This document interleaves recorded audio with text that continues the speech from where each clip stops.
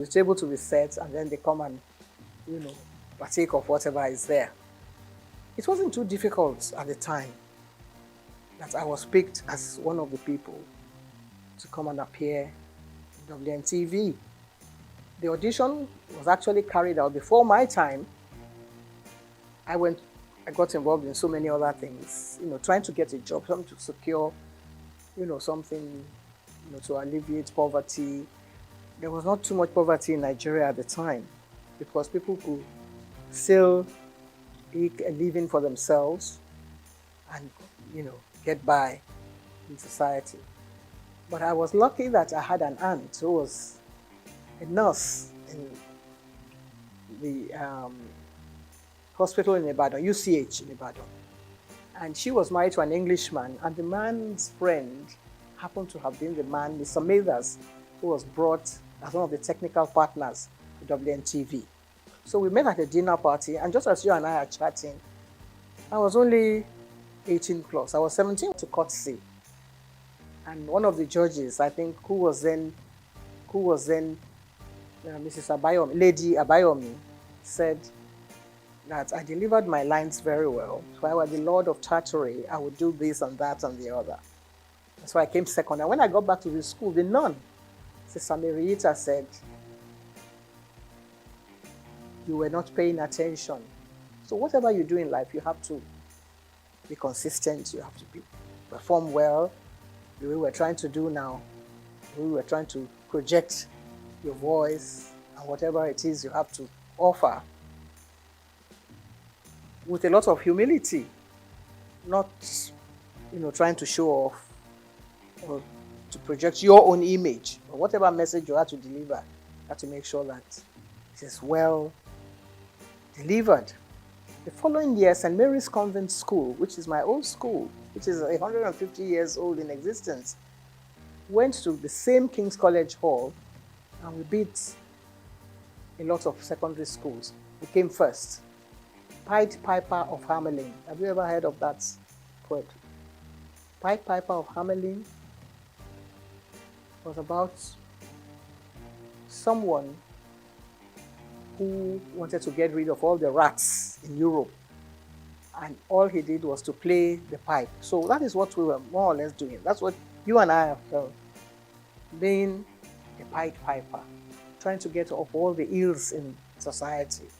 That's the main job of a broadcaster.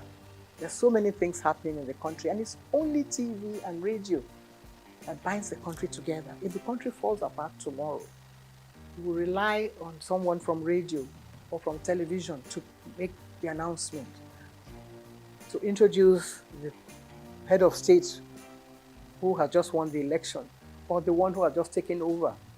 It's a huge responsibility. At that age, at 19, we had to introduce people like Chief Obafemi Awolowo on TV.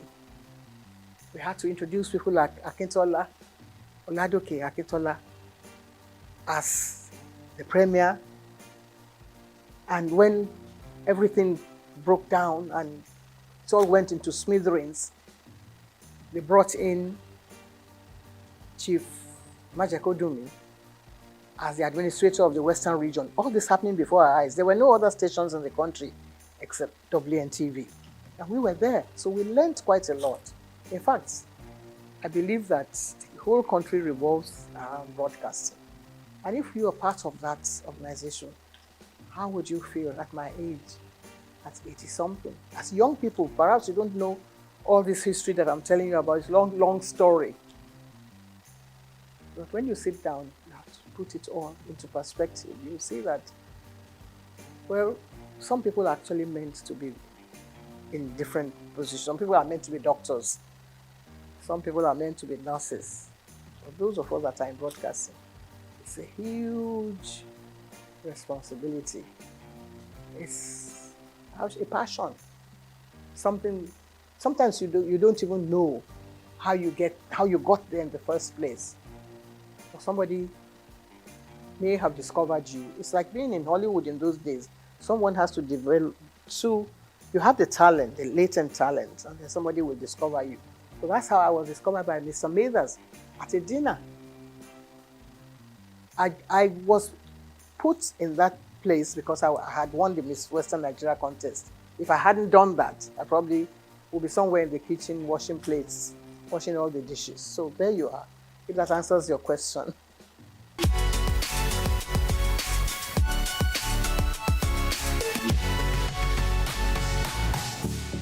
Well, there's no one that actually picks someone and puts you on without, I mean, of course, if you don't have any experience on the job, there's no business being there in the first place.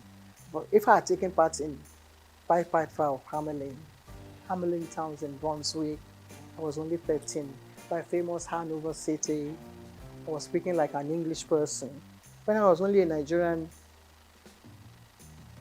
little girl being nurtured, by my mother, who was a seamstress, how would you ever get there? But you already have that background, that solid background on the rock, as it were. So, by the time I was ready to go on TV, I had learned from all the other,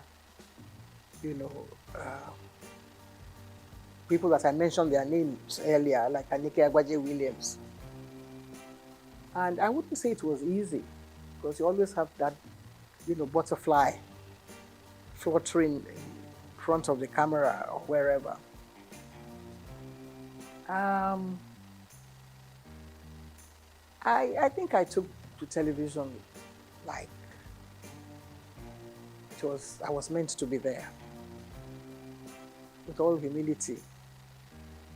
If I had been groomed by all these nuns that I have mentioned their names, they came to Nigeria to serve the people. They were not earning salaries, To become a nun, you have to take the oath of obedience, chastity, poverty, and all that. So you're not earning a salary. But whoever is there now is thinking of how much money he's going to get from whatever take comes from here, there, and yonder. So they taught us well. And nobody said you're going to go and appear on TV or you're going to be on radio. But just do what you're meant to do properly, with a lot of sense of responsibility and diligence. And that stands at the back of your mind. That goes everywhere with you, wherever you go in life. Even when I was nursing a sick child, my late son was a sick child, and I was meant to take part in Verdict 79 with my colleagues Kerry Ahmed and Adamu Aogi. They all came with me to the hospital, which is just next door here. And then we came back and mounted the podium and continued our business as if nothing was happening. He didn't die at the time, of course, but the job must go on.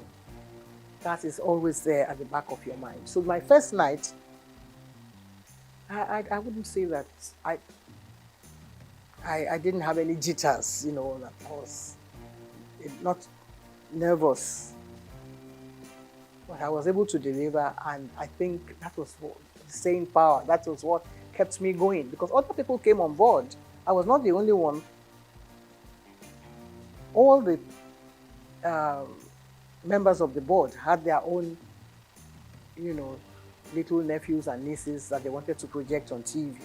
They all came and they couldn't make it. But Anike and I kept going. And if you gave me a script now, I think I would try and... We didn't have too many, what do you call it then, teleprompters. Well, I was very good at, I had a photographic memory. So I was able to get hold of the script, and in less than 60 seconds, I'll be able to deliver it straight to the camera. That was one of the assets that I had also, which was God's gift. It's not by own might or whatever you think you have. You have the talent, of course, but also there has to be some other little bits of gifts that will help you to project the image of a professional.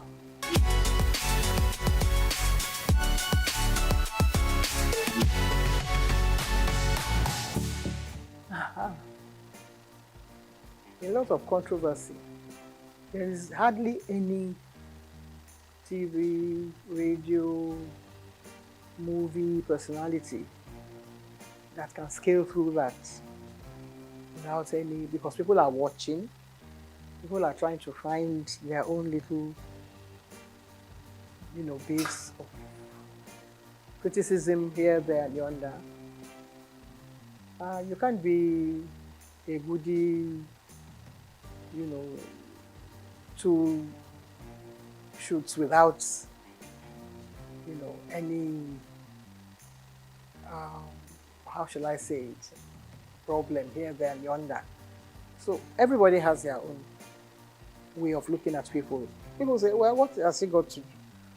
She went to take part in Miss Western Nigeria the other day. So what's the big deal about her? And then somebody will still add their own salt and pepper here and there. But I was lucky that I was being nurtured by someone like T.O.S. Benson, who was then our Minister for Information. And he felt that, everything should not stop here. There were things happening in America. He made sure that my name was there. I was at the inauguration of President Johnson, Lyndon Johnson. And we commanded a lot of attention there, myself and my colleague who came from Lagos, the station in Lagos. And for the president to notice that there were two black people sitting behind him at his inaugural ball, I think it was very overwhelming for me, because not many black people had invitation to that event. But Charity Adadevo and I were there, and he stood up and shook our hands where we were sitting behind, 3 rows behind the president. Then Kennedy had died, and we were still nothing, we were still feeling very hot about, the loss of Kennedy. And here was the new president coming up. We were not particularly keen on being welcomed by him. But then, things like that happen to you, and it makes headline news. 2 black people, they didn't even say Nigerians. They thought we were from Ghana, because some journalists came around and said, "How is your man Nkrumah?"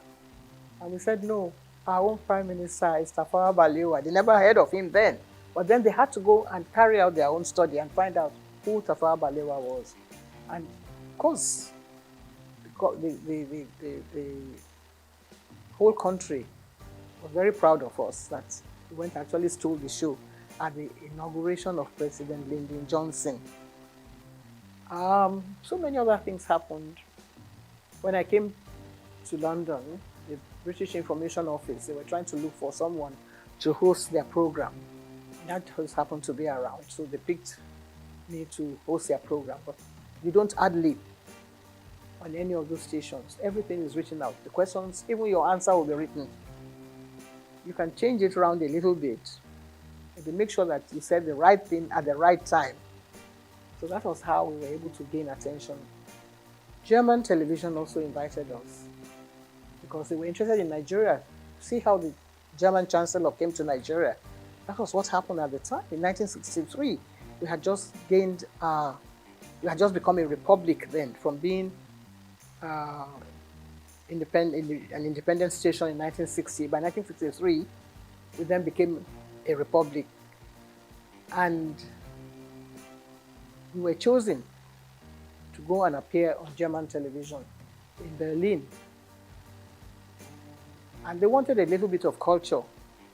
So Benson had his own band.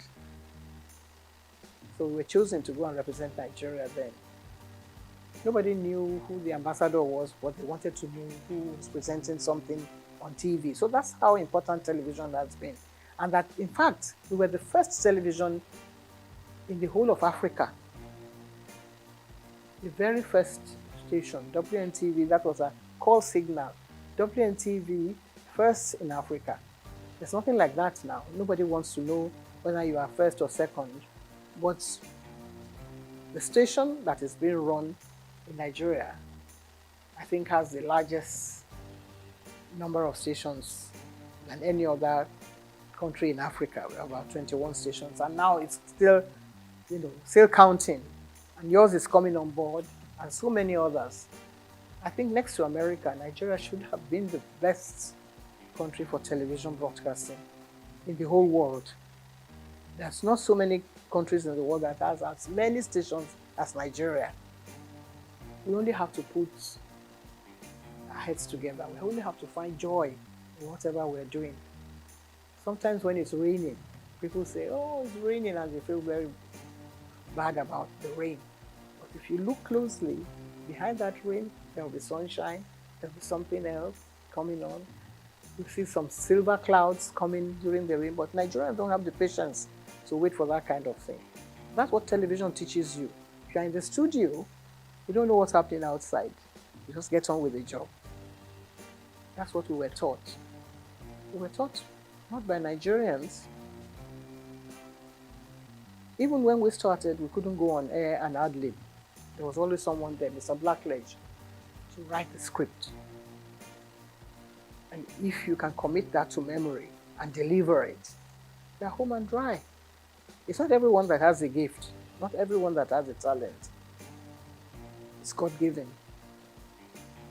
And if you listen as a child at 17, 18, 19, at my own age, I learned from school, and I was able to impart this into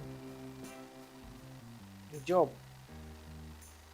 So within a few months, we got double promotion, all of us, because we were doing very well.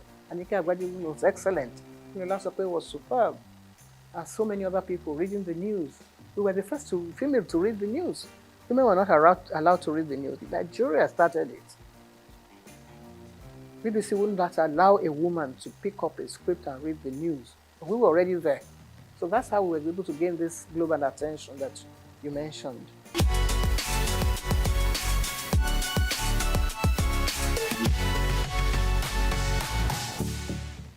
It's not easy. Not easy. Like I said, when we were taught by not by Nigerians. But somebody came along the line and said, we don't have to speak like English people. You can just carry on and use your own parochial background. If you are a Robo man, you can speak English the way you like. That was his own idea.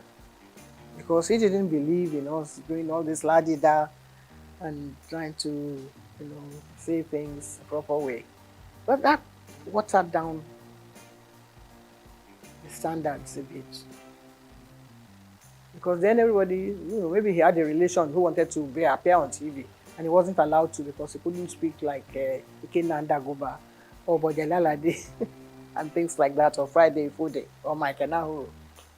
So somebody must have gone to him and said, because he doesn't speak like any of those people who were taught by, foreign teachers, people who had learned, people who knew what a DJ, we had a Bible then, that you had to pronounce your words correctly. So he came and said, now that I'm DG, I'm not going to tolerate all this, your English way of speaking. And some other people, of course, that watered down the standards. That's not our making. We were still ready to continue the way we were doing, but then they pushed us to the background. But there were others who were able to perform well. Ruth Benamesia, Opia, Sienna Weber, and of course Bimbo Oloyede, who was born in England. If you already employed those people to deliver the goods and to present your programs, you're not going to sack all of them because they speak with English accent. I don't see how that can be an offense.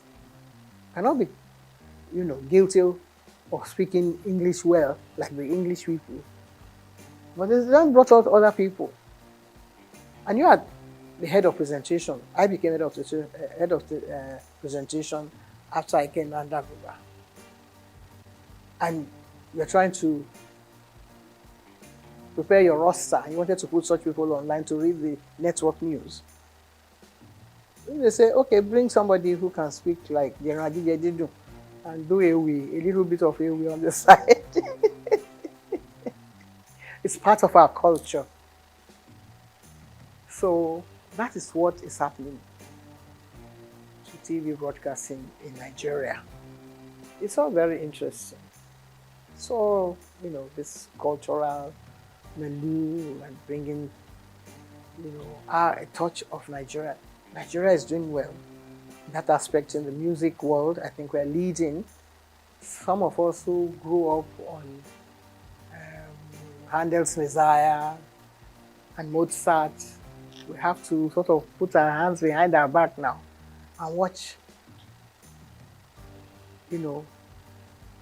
all the way things have turned around. And Nigerian music is doing well.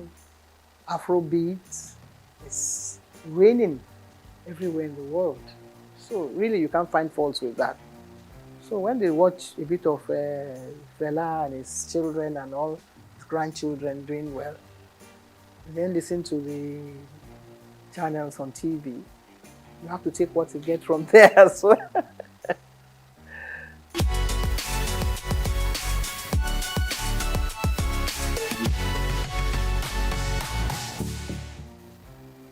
If somebody can wake up one day and say, why should your station be called the Nigerian Broadcasting Corporation? I say it should now be Federal Radio Corporation of Nigeria. Tongue twisting. It takes a long time to come to terms with. If everyone wake up in the morning and say, this is Nigerian Broadcasting Corporation, you have the call signal. Da da da da da da da da da da da. This is the Nigerian Broadcasting whatever. How are you going to put that, into context with the new one? First of all, when you wake up, you don't know whether you are even coming out from the right side of your bed or not. You are going to have to face your audience and say, we are no more the Nigerian Broadcasting Corporation. We are now Federal whatever, which you don't even know where the man, who came up with the idea. He didn't even consult you, didn't even put it to test. If the British corporation, they are going to change from BBC after 100 years, they would ask the whole nation, they will say, where are we going to take this from? They will ask everybody, they will do a census, they will do all kinds of things, carry out all kinds of tests to see whether people will accept it from them. No. Nigerians are very hard and cut and dry. This is the way I want it. I'm the head of state, so I can change everything now and, all of you can start marching forward and march back again. Soldier go, soldier come. I think Fela would have been a good head of state for Nigeria because he would have got some people marching the right way. So, I think that is what has happened to this country. But we will still settle down. The soldiers that have been marching since, they will do attention one day.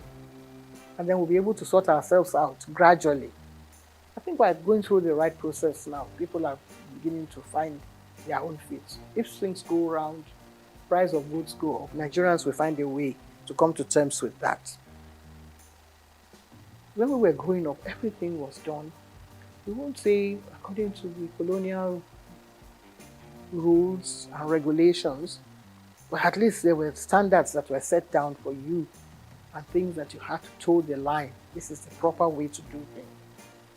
But if somebody says, no, let's turn around and turn it upside down.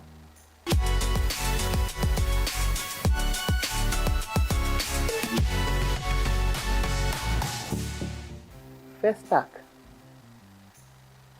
The only thing that has happened to the whole world from Nigeria that shook the whole world, that brought everybody attention to see what Africa has to offer the whole world. It happened here on this soil in Nigeria. I was a member of the ceremonial committee. I remember the opening ceremony. There were about 15 heads of state We've never had anything like that since then. That is what we should ask ourselves. Every head of state that takes over from Nigeria should find out again. It's not from broadcasting that you can get the answer. You can get the answer from technocrats who had worked in all those areas. What happened? How come it couldn't happen again? It's like Armageddon. Every country was represented. Every culture was represented. Miriam Akiva was watching us and called us at the station one day and said, even the way we linked programs, they couldn't expect that it would be happening in Nigeria. We received phone calls. People were sending us bottles of champagne on the air. The links. Bimbo Oloyede was there with me. I was at the opening ceremony. I was yanked from there to come back to the station. From, interacting with the head of state or with our head of state at the time to come and man the station because what was phenomenal. How come we've not been able to do it? 77 years, how long ago was that? I was only 37 years old then. I'm going on 90 now. It hasn't happened again. We should examine that. Even the head of state that was there is still alive. Let us ask him again. Let us put him down and say, Oga, please explain to us what happened. Some people came up with a theory that the symbol that was used was fetish. That is what has happened and Nigeria has turned upside down. If that is acceptable, it may be superstitious in your eyes, but let us find out. Let's go call the Babalawo. Is it bad that it is a Nigerian that carved this image? And it is making news outside the world. Now you say, no, it is not good that Nigeria should be able to project an image that would attract the whole world, something that will bring everybody on their knees. After the first attack, we were still recovering, just batting in the glory of first attack. What's this artist, the blind one, who was not part of it, who didn't believe in it, he came and had his own first attack, all on his own, from America. Stevie Wonder, he came with his own team. We had to mount all the cameras back in the studio for him. He had his own 7-day festival here in Nigeria. What prompted him to do that? Other people came. They wanted to know what was happening in Nigeria. What has happened? He couldn't have another festival since then. What do you think went wrong? Nothing went wrong. Everything went so well that people wanted to destroy our own Nigerian people. Wanted to destroy the glory that's this whole thing that's emanated from it. It hit the whole world. People are asking, when you go to Britain, you say, what happened? Why aren't you having? I had a friend who was head of the, he was from the British Guyana, a black guy. He was friends with everybody. He knew all Nigerians. Said, what happened? Why are you going to have another festa? Professor Ian Hall, he keeps asking me. Even if we can't have it because it was very expensive. Anyway, Nigeria had all the money. Even though we had a coup after, it was first of all the brainchild of Gawan. And then Muritala came on board. Muritala was killed. But in spite of that, they couldn't kill that dream of having a festac in Nigeria. If we are able to bring out all those programs again, I think we'll be able to answer those questions. I'm still alive. There are a lot of people who will still want to know the answer to that. It's a very, very brilliant question that you have asked. I think if it was another country, we'll set up an inquiry and say, what happened? Can we resuscitate this whole dream? Some of the tapes that we had then in WNC, some people put them in one place and set fire to them because they felt maybe somebody their religious organization said, you are the one projecting all these things. So Nigerians are bringing idols around. Who gave them the idea to make the idol? It's God now. It's from God. Whatever thing you were able to put together. The Bible was put together because God loved the world so much, and He wanted us to learn about, things that had gone out from the time of Adam and Eve. God loved the whole world and created Muhammad and said, put people together and let them say Allah Akbar every day, morning, noon, night. God created so many wonderful things for us, so many images that we can imbibe from, so many things that we can learn from. People want to come and learn about our country. Instead, we say, we want our sculptures back. What are you going to do with them? You don't have a museum where you're going to put them to make them thrive and people come here to Nigeria. It's a good idea for them to come, but if they learn about your country, what your people have done over the past 2,000 years. 2,000 years of Nigeria image was put together by the BBC. Nigeria went and tore it up in shreds. He tore it up. He said, what are you doing with that? What you call bad belly. I don't know if anybody sang a song with that title. If we maybe start from there and say, what do you do with your own bad belly? Some people, Theatre Stadium. There is no theatre in England, in London, that I know that have gone to watch plays and things that have not been in existence for over 500 years. So many studios. We have one big one, the dream of Nigerians. And now we want to go and do banking there. We want to go and do trade. It's supposed to be for culture, for our own culture.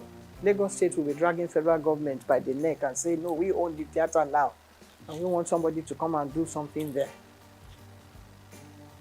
If we can only put all these things behind us, the evil that people have done in the past, people like Julius Caesar, when they were writing all those, when Shakespeare was writing all those things like that have happened in the past. We should examine them. Get people like Wale Soyinka to sit down and rewrite the whole history again. If they ask me questions like you're asking me now, I'll be there to answer. Because I saw it all unfold before my eyes. The image of Nigeria will come tops. All the stations in Nigeria should get involved and do stories on this question that you've asked me. A very salient question, and I love it so much. That might be able to revive the image of this country and let us know where we are heading, in what direction, and bring us back to really the point of salvation.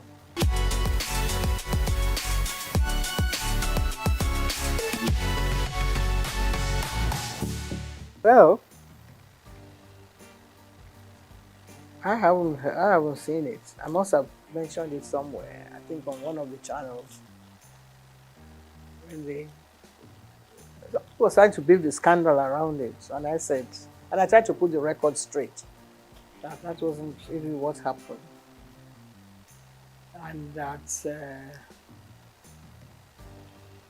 it was from. I think it was from a book that was written by one of the wives that said that I was party to the breakdown of their marriage. And I was trying to put the record straight that wasn't really the true picture. I have due respect. I have to,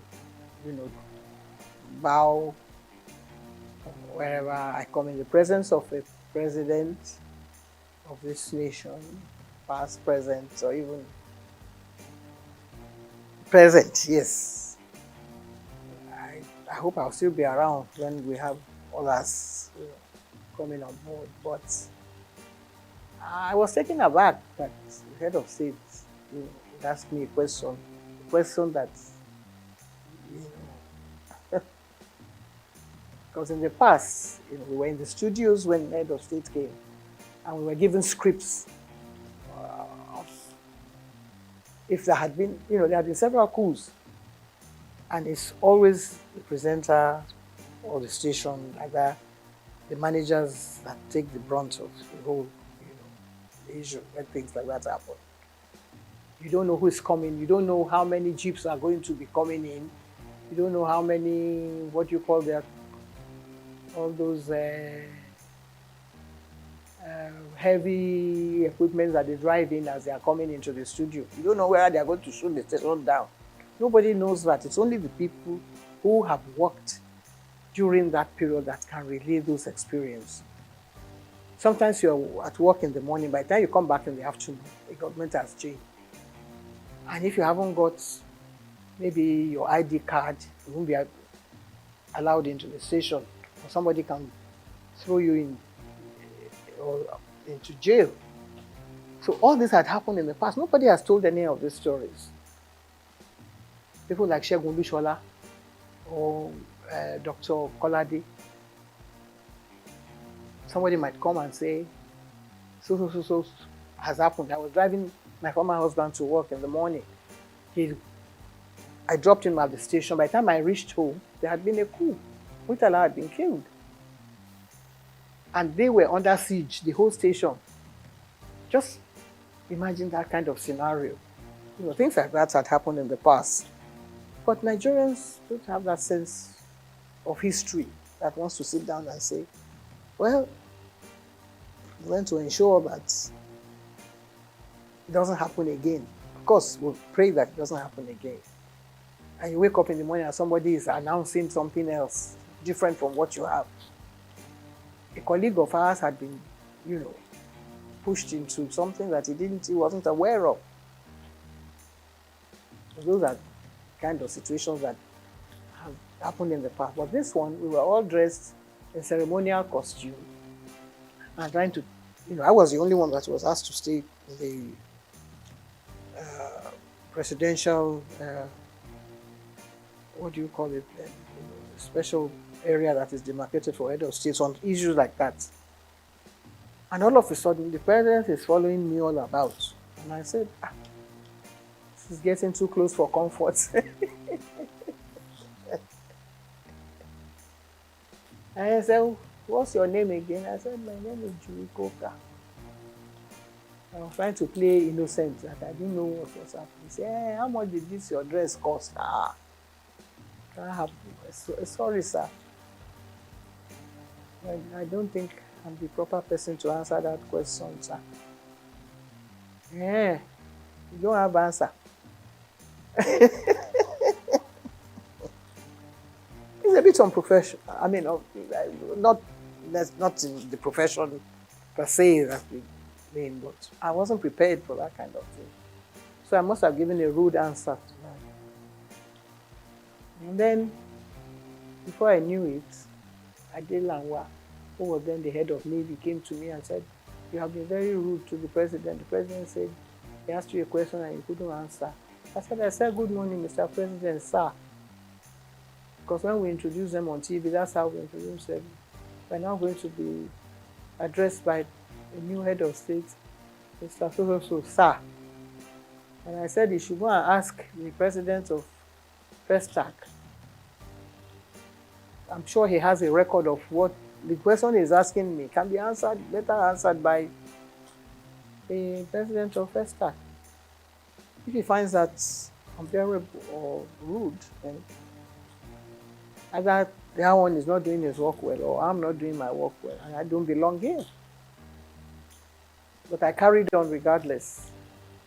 Shortly after that, another top army officer, Joseph Garuba, that one was the tallest man next to Ufwe Bonye or the one from Mali. And he said, Julie, I know you can be rude at times. I said, not on this occasion. This is a wonderful occasion for the whole nation. And I'm trying to be my best behavior. And he said, the president said, I'm being very rude to him. He said, I know you, maybe you can say things. And I said, no, I never. He asked how much the dress cost. And I don't think I have an answer, which may contradict what will be on record if you really examine it thoroughly. I was getting very nervous at the time. So I dropped everything and disappeared from the scene, and I never went back again. But the thing reverberated right down to all the committees and members. My late auntie, what's her name? Kentebe. She was a lady, commodore of the Navy. She said, Julie, I think that she heard that she was going to be sacked that day because the naval officer sent to her and said, you are the one that did this. And I said, can never, God forbid, can never reach me because I'm not in the forces. I'm doing my own job here as a professional broadcaster.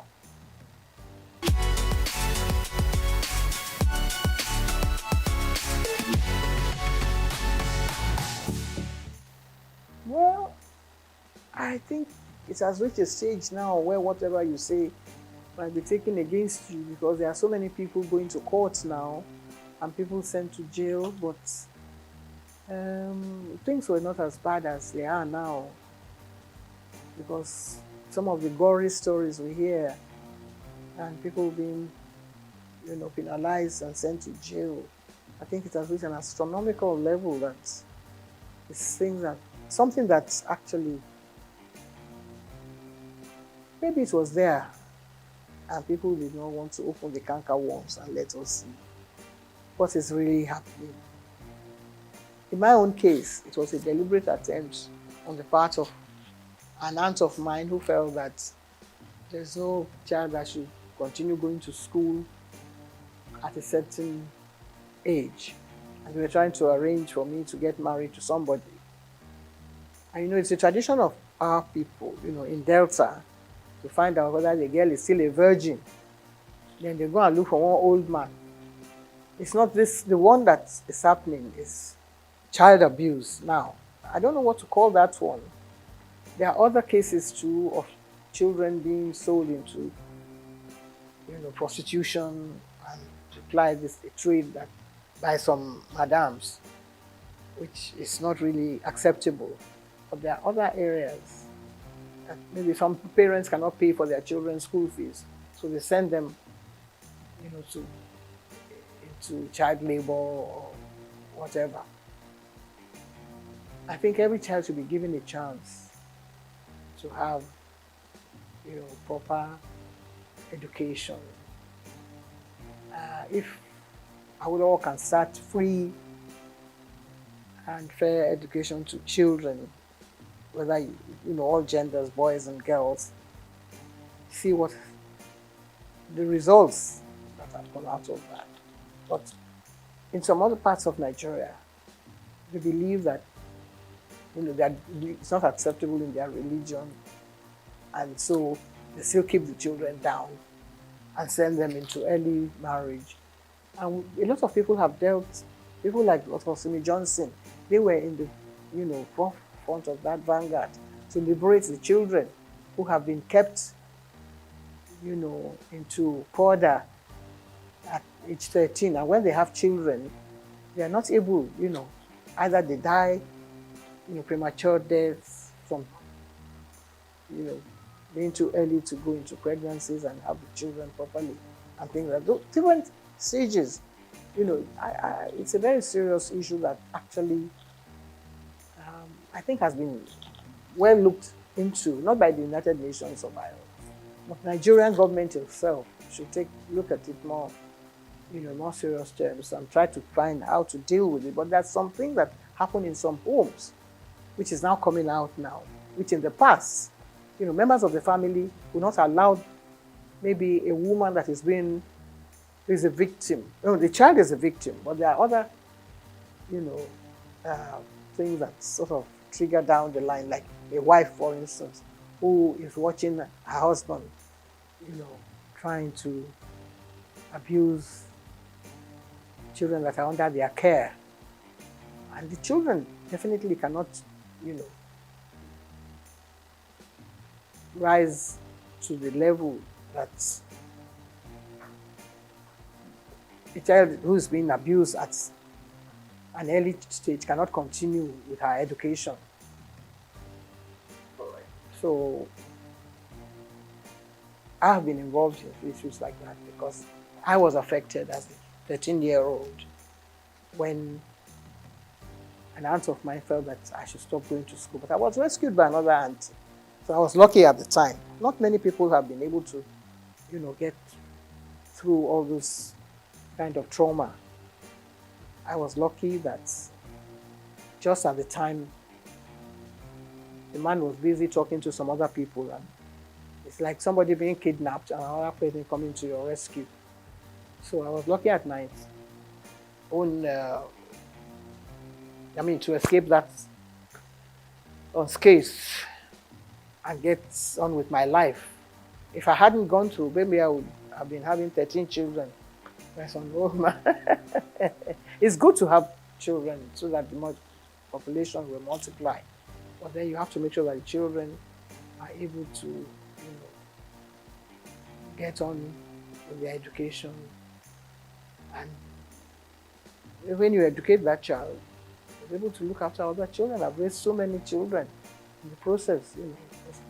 I was able to earn enough money to take care of members of my family. And that is what everybody should sort of, try and rise up to that challenge.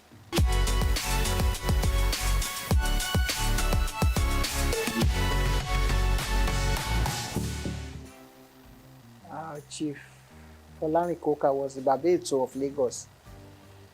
So, and I used to accompany him to the palace of Oba Oyekon. And someone then said, well, Yeto, why don't you let... He wanted his wife to be the Yeto, but she rejected it. She said she didn't want to because, she thought they were going to perform some fetish. This is really fetish. My brother now turned to me and said, Julie, do you want the title? I said, no, it's not for me to say, because I wasn't terribly keen. But he said he was going to carry out all the preparations. And I said, well, if you're going to do that, why not? And the late Oba Adeyinka Oyekon graciously offered me the title. I accepted and went through the ceremony. So I've been a Yeto of Lagos now for getting on 40-something years. We only have one majesty in England. And that is one of the oldest institutions in the world. Some other countries are getting rid of their heads of their traditional rulers. France doesn't have one, for instance. There are some countries in Europe, I think in Finland, that still have, kings and queens and all that. But Nigeria, every little village, every doorstep has one title. This is the palace of the so. It wasn't like that in our own time. You had only one Oba in Lagos. Now you have so many. You have several Obas. This one claiming this and that. Etiosa, whatever. After a while, there's going to be a clash. Maybe not in our own time. So if they are playing traditional roles, somebody will lay claim to some title that belongs to somebody else and another one. There's no end to it. So let them stay the way they are now. If they want to multiply, that has nothing to do with me because we don't have any say in that.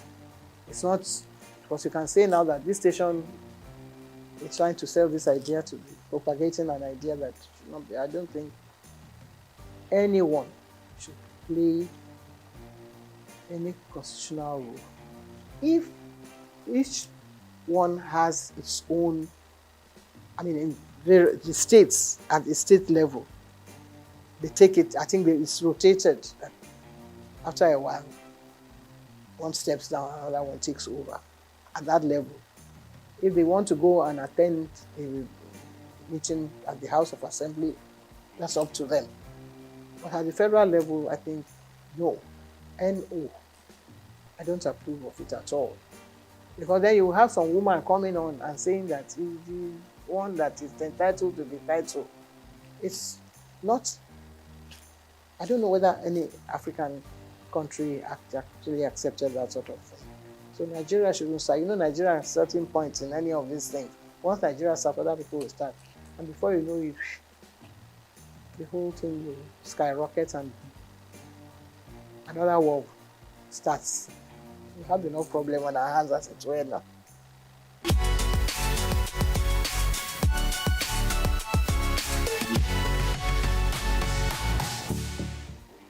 No, we are lagging behind.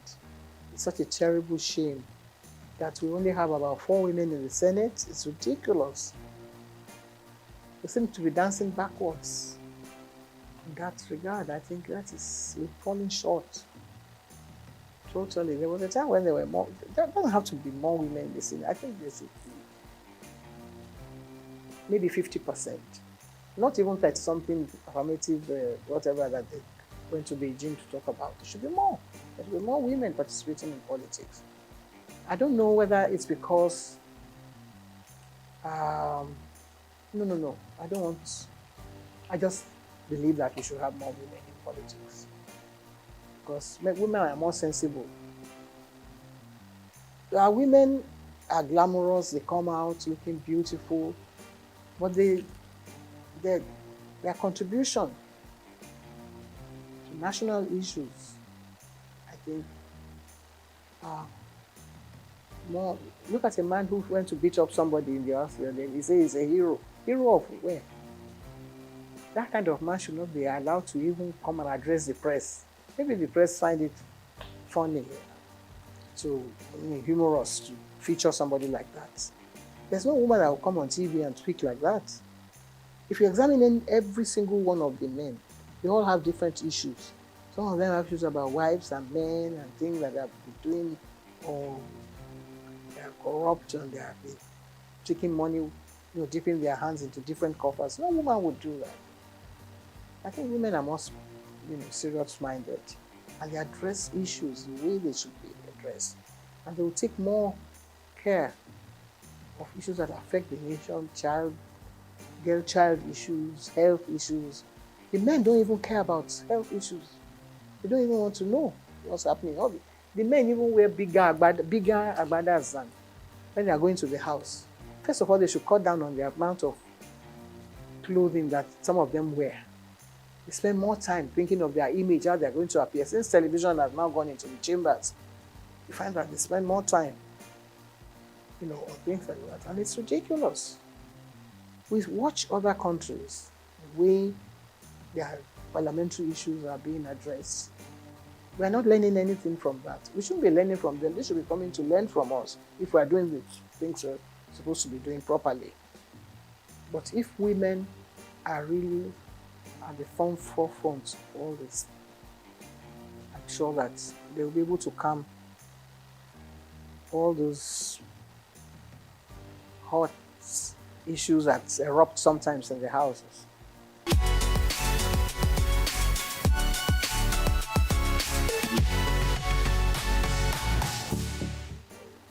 With worry, my mother. I was brought up as an Echekere child by my mother. I was taught to sing Echekere songs, to speak Echekere well, to address issues that affects the people of worry. My stepfather, who also brought at the hand my upbringing, was an Echekere man. So I think that takes care of all those things. Well, I was brought up in Lagos, so I have this dual kind of nationality, and I knew my father came from Egba land, but I didn't have much to do with him. I only have connection with the family, like Toye Koka, who was my uncle, who took care of me as well, but he was too busy doing other important things. But occasionally when they're having issues in the family, I'm invited like a stranger. But because I speak Yoruba very well, and I passed all my exams, and I used to do all my programs in Yoruba in Ibadan in those days, on radio, WNBS. So I can still hold my head high in that regard. I think I function very well. It's like the King of England. He sometimes goes home to his Greek family, when, Prince Charles, when he was prince, he used to go on holidays with his family from the from the Greek side. And and in fact, it looks like some of them sometimes when they are together.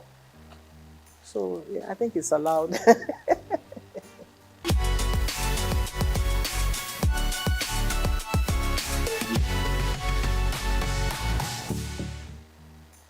Well, one of the first one, my 40 years in TV, which is actually showcasing all my life in broadcasting from the early stages, which actually should have answered some of the questions, was a textbook in Kenya for many years, because the minister came to Nigeria and my DG then, Mohammed Ibrahim, had a whole box full of the books and he gave them to the minister. And when the minister got there, he requested for more copies of the book. I never got paid for it, but I was delighted that they found the book so interesting. So maybe I'll get someone to serialize the book on TV sometime. We tried to do it some years ago because I cannot be telling the stories all over again. This is about maybe another 30 years story. Again, we've done another sort of edition, My Life in the Limelight, which is the latest one. So if you have time, if you create space, you might be able to tell the stories and take it stage by stage. That's why I sell the book, and also, we get some media attention from sponsors and get things going. The sky will be the limit then.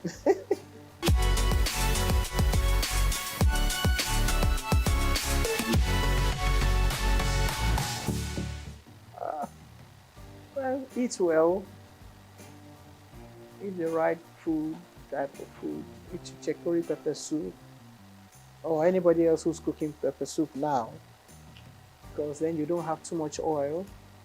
I think that damages certain things in the tissues. And if you want to avoid having cancer, there's nobody in my family that has ever died of cancer because of the type of food we eat. So get someone, to prepare.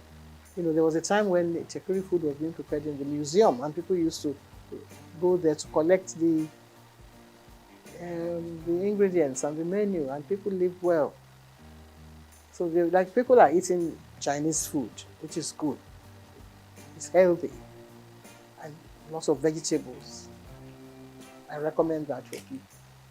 I'm not saying that I very good health, but I still walk about on crutches. I don't know, my knees are not functioning very well.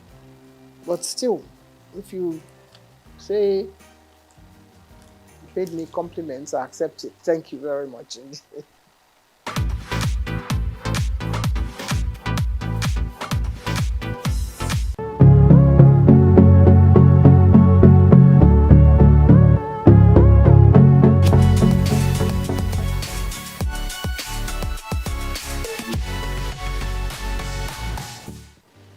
Well, I think as the name goes, we're still faring very well. We're still holding on. Basically, Niger Delta Power Holding Company Limited is a Nigerian company owned by the federal government of Nigeria, the 36 states, and the 774 local governments. The federal government has 47% shares in NDPHC, and the 36 states and federal capital territory, plus the 774 local governments, own the remaining 53%. Originally, it was supposed to be a stopgap, build and sell power plants to increase the power availability. But in the process, as the company moved along, they discovered that if you build power plants, you also have to build complementary transmission networks.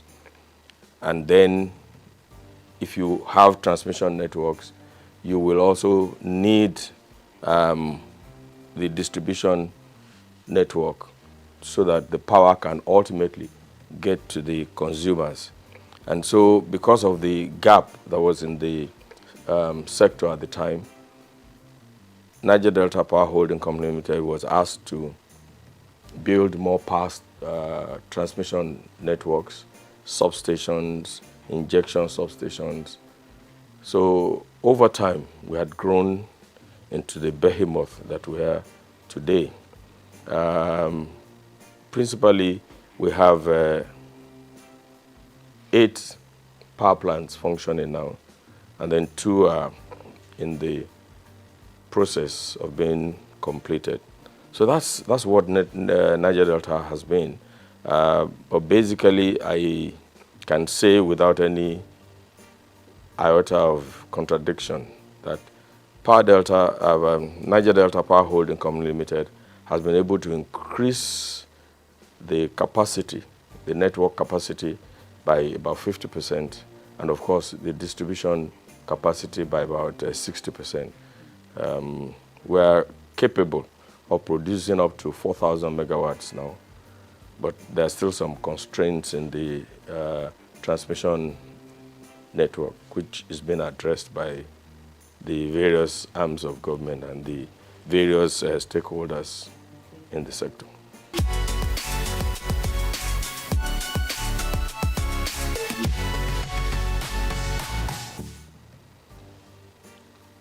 If I want to talk about the problems in the power sector, you need more than an hour program. They are multifaceted. And each time solutions are being found, they are not far-reaching enough. For instance, before the enactment of the Electric Power Sector Reform Act, it was thought that the problem was we didn't have enough generation power, and that's what gave rise to the NIPP, which is the National Integrated Power Projects, which was basically to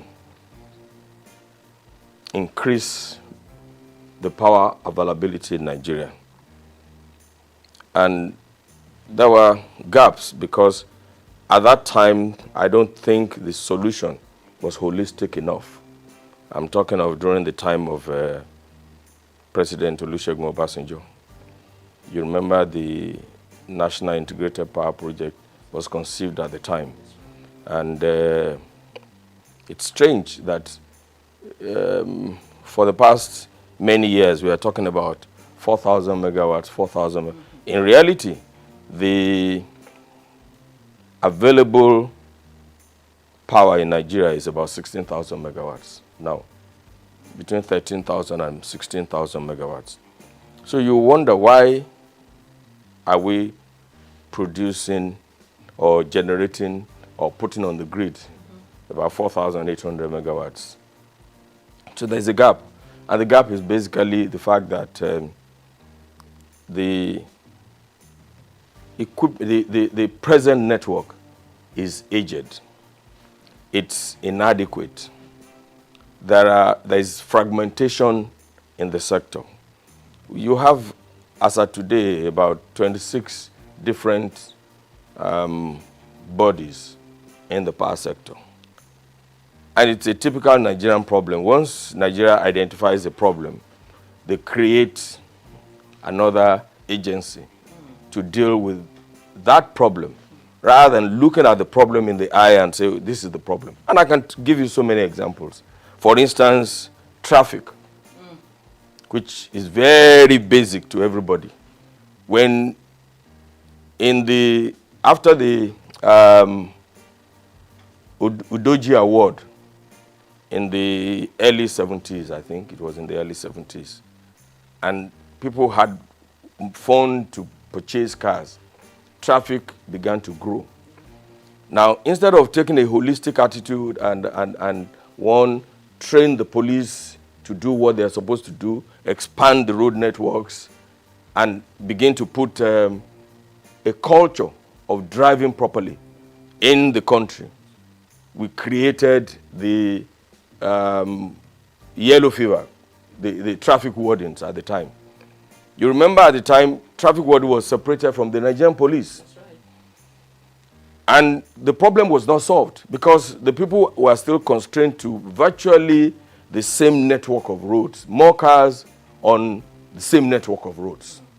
And then we stopped training drivers. So Federal Road Safety Commission was formed.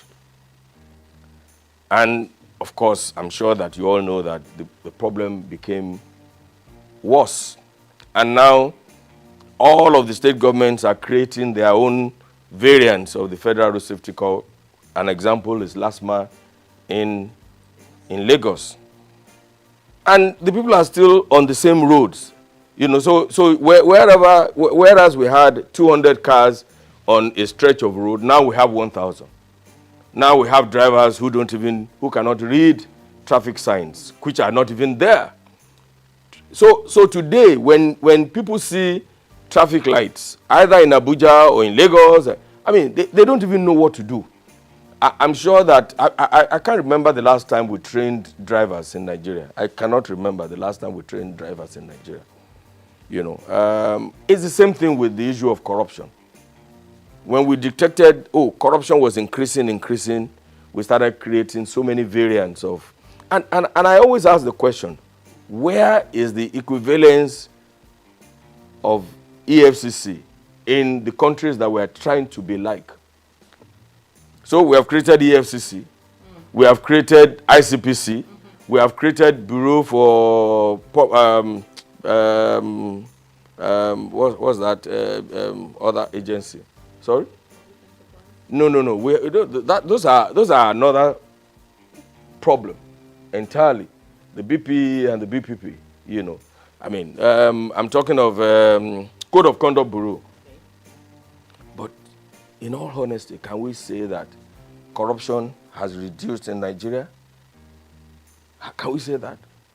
So the problem is that we don't look at problems in the face and deal with the issue rather than creating bodies and bodies and bodies and bodies.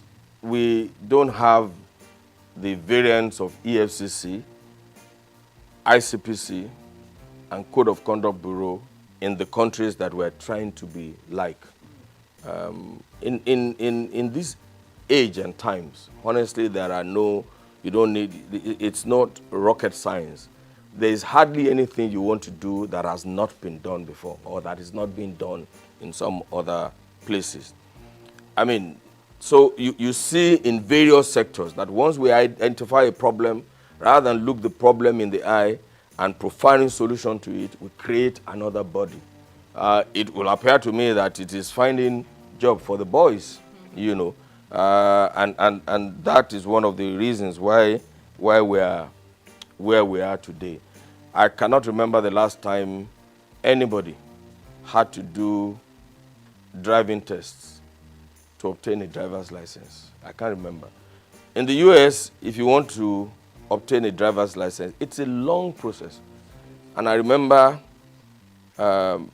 my daughter, when she went to the US at the age of 18, I remember when she wanted to go and obtain a driver's license, she called me and said, "Daddy, please pray for me." And I think the first time she went there, she didn't make it. It was one slight error. And eventually, she had to go back, you know, to retake the test. So that's what I see that we're doing wrong. And that has virtually destroyed all the sectors. The power sector is faced with so many problems. I was trying to explain to you, for instance, that the discos have various coverage areas. And if you take them one by one, you will see that some of them are covering a landmass that is bigger than 2, 3, 4 African countries together. You know, somebody was on my secondary school classmates forum. Somebody was trying to do a comparison between Botswana and Nigeria. And I said, Botswana has 581,000 kilometers, square kilometers. But 70% of that is Kalahari Desert. So effectively, what they have is less than 100 and something thousand kilometers. Nigeria has a vast land. Botswana has a population of 2.5 or 2 point something million. You can't compare that to. There's no basis. There's no basis. And so if they have 1,000 naira, their GDP is likely to be higher than that of Nigeria. You know, Nigeria has 210 million people. Yes, officially. You know, you can see the population of Lagos. I'm sure that the population of Botswana is not as thick as Surulere alone. I am not trying to give excuses for what we are in Nigeria or how we're doing things badly. But I'm saying that we have a giant problem. We have giant problems in all of the areas. And we need to put our heads together to provide solutions to these problems. You know, you can say that Nigeria is a country in progress. I know that we have enough human resources. We have enough intellectuals to find solutions to our problems. And I'm beginning to see that the government of President Bola Ahmed Tinubu is tackling the problems headlong.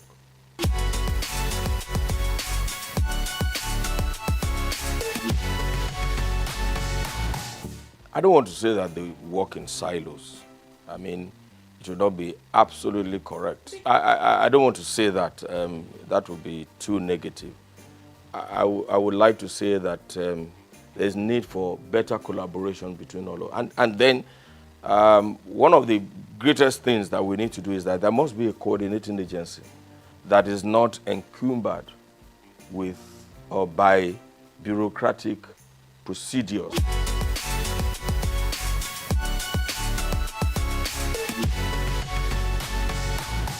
Okay, NEC is supposed to be the regulator in the society. Now, like I said before, if you have a regulator, they must be trained. And we shouldn't be ashamed to train our regulators and to ensure that we have the right people in those positions. But like I said, almost all the agencies in Nigeria, you find a lawyer heading an engineering company. You know, I mean, it's not done. And what happens is that I don't want to create a war between professions. But the truth of the matter is that if you are a lawyer and you have you're doing legal consultancy in the sector, that doesn't make you to be chief executive of a purely engineering company. You know, the last time it was an accountant that was in charge of one of the parastatals in the sector, and you know, even now that there's a new government, you see all kinds of people trying to outdo each other here and there. TCN, for instance, is supposed to be in charge of the transmission networks, okay. But you have the independent ISO under them. How is that going to work? I mean, that is supposed to be an independent, and it cannot be under TCN. You know, the discos, for instance, who is supervising them? NERC is supposed to supervise them, but you have on the board BPE, you know, that has 40% of the shares, and they're supposed to monitor them. Are they doing that? And then now The Yoruba people say, Amukun eru ewo, oni ewo saleni. That is, if a man is crippled or has bent knees and is carrying a load, it's not likely that the load will be straight because the legs are bent anyway. So that is the problem that we have. You know, the root cause, we are not attacking the root cause.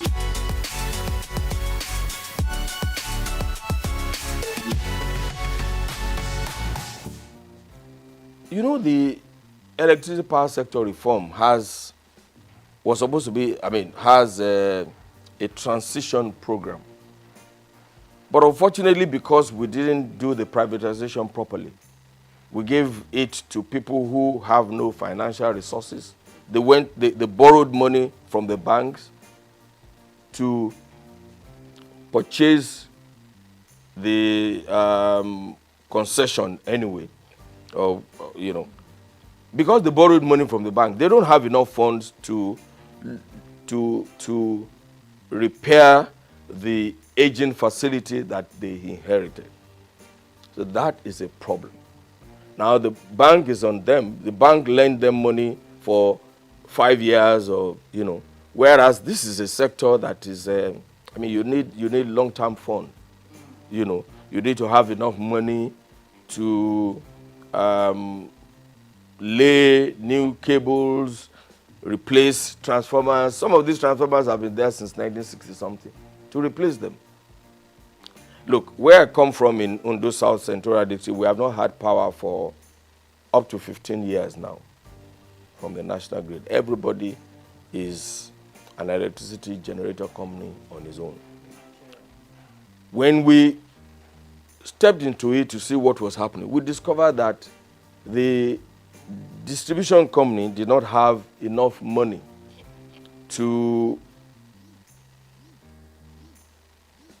repair the damaged distribution networks.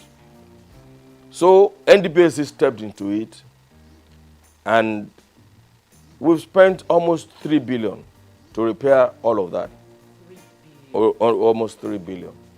I mean, we're talking about 6 local governments.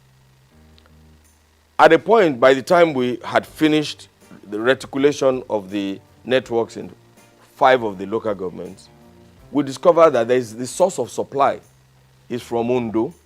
Ondo has a 2 by 30 MVA substation. One of that substation is gone. So it means that the distance of almost 100 kilometers from Ondo to Ore and to Ilaje, to Igbokoda area, to Mahin and Co. Just one single 33 kV line is coming from that. So by the time the light gets to Okitipupa, what you have is candle light. It's the same thing we saw in Lafia, for instance. For years, Lafia, even the government house in Lafia, was being operated on generator, because the single line feeding Lafia and the entire Nasarawa state is from Abuja. So that's why we stepped in and built the 330, 132, 33 kV substation, which was commissioned early last year by President Muhammadu Buhari. And you can see the joy in the faces of the people. Now, in Ondo South Central District, for instance, they are the NDDC, not NDPHC, is building a 132 kV substation in Uderinije, which should help to bring power from Omotosho and to that area. But they have been on it for years now. And without the completion of that, there's nothing that can happen in the place. They will still have candlelight. So these are the problems. Now, NDDC is independent of NEC. It's virtually independent of the DISCO. It's independent of but they are doing a good work, because they have offered to do, they have identified the problem and they have offered to do it. But who is coordinating these activities to ensure that everybody is working? And you know, One of the things I always complain about is that since this past 6-10 years, for instance, TCN has many of its projects are 85-90% completed. Some of the problems are just way live that the government should collaborate with the state governments to resolve. But what do you have? A substation is ready in Akure, for instance. A 330 kVA substation is ready in Akure. The transmission line is supposed to come from Oshogbo to Akure, and another transmission line is supposed to come from Benin and drop in Akure. Because of way live issue along the route from Oshogbo to Akure, that project has been stalled for almost 6 years. So there has to be an organization that is above NEC, that is linked only to the president, that will look at all of these things. I talked about the fragmentation in the sector. You know, look, and let me tell you something. I know that electricity is a commercial venture. And when you put your money there, you should be able to recover your investment. However, it's also a social contract between the government and the people.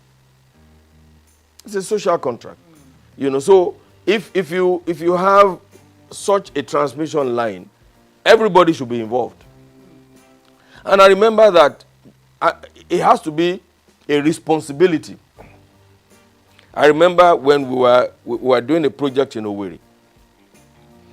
And because the transformers have been there for a long time, we needed to remove the transformers to a workshop somewhere in Ikorodu there for repairs, so that when they take them back, it can function properly.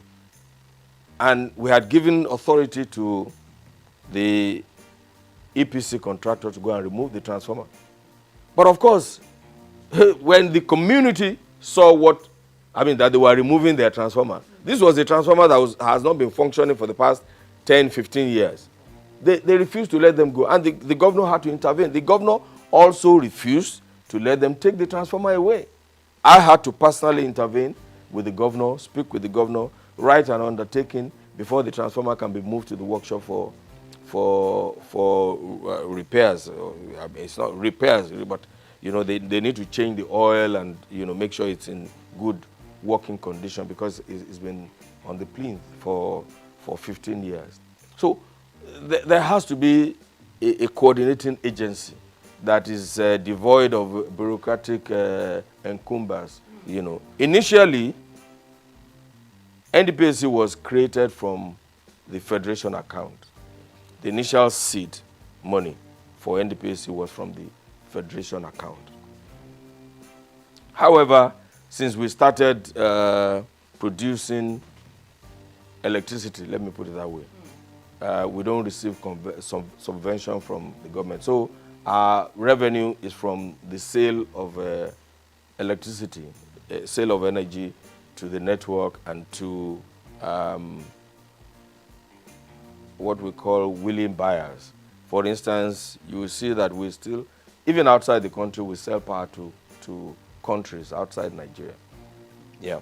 So that's how we derive our, but because also we are owned by the 3 tiers of government, we have also embarked on working with the other sectors to improve the networks. For instance, we build distribution. So from the profit that we have, we build distribution networks virtually in all. There is no state in Nigeria that has not felt the impact of NDPAC. And then we, like I said, the transmission substation in Lafia was constructed by NDPAC.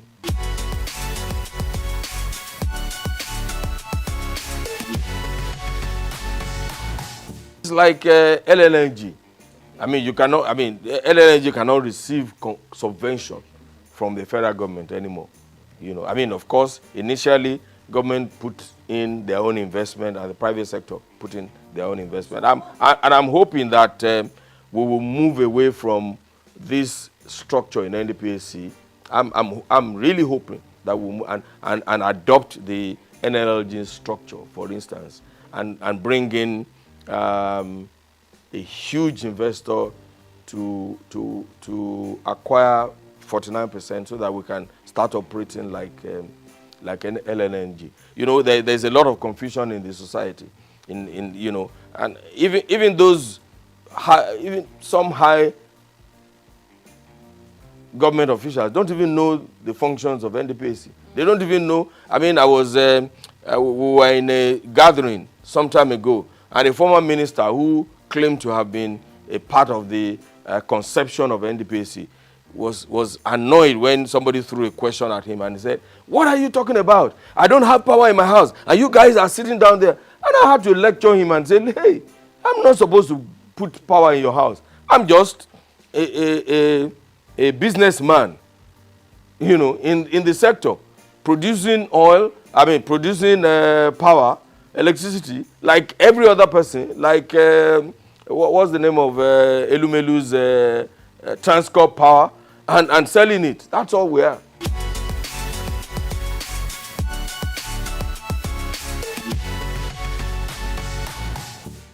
The problems are enormous. But I believe very strongly that the discos as they are now don't have the capacity. There has to be a restructuring of that sector. Under whatever you want to call it, maybe breaking their franchise into little bits. One or two of them are doing well. Eco, Disco, Ikeja Disco, yeah. Because, and also, you know, the problems are different. So, but for most of them, look, if you, let me give you an example. If you need to, under Yola Distribution Company, I mean, you know how wide that sector, I mean, that part of the country is.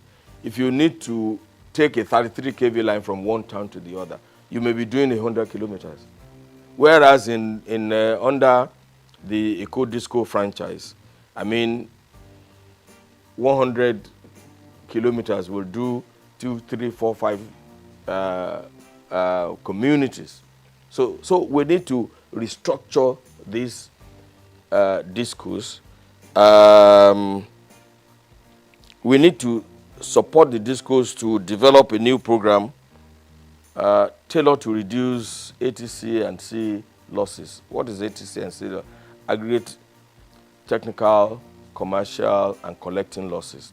Now, when you take power from Ondo, for instance, to Ilaje, 100 kilometers, by the time, and don't forget that along the road, along that route, you are dropping power for Ore, for Ajebandele, for this, for that. By the time you get to the end, what you have is candlelight. So you will need to and the discos don't have the finances to do these things.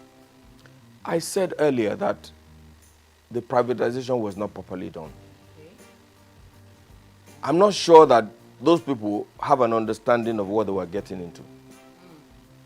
Everybody thought the power sector was like the telecommunications sector. But it is not. The amount of infrastructure that you need to put in place, physical infrastructure that you need to put in place for power is totally different from that.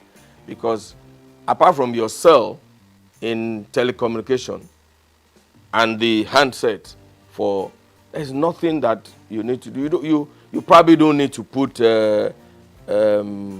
poles, pay compensation. Fiber optic is for specific areas. I mean, for specific things, and it doesn't stop the telecommunication facilities. After all, they can use satellite. Yes, they exactly from functioning very well. Okay. So that the difference is, but you cannot send power remotely. You need cables, you need poles, you need transmission lines, you need all sorts of things. You need transformers.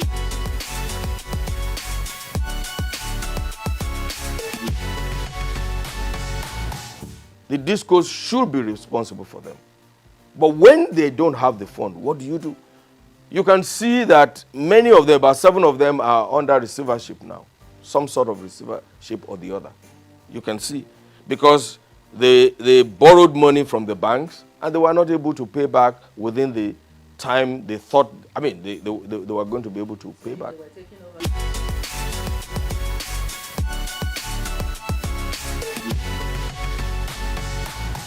You have to deal with each one of them, on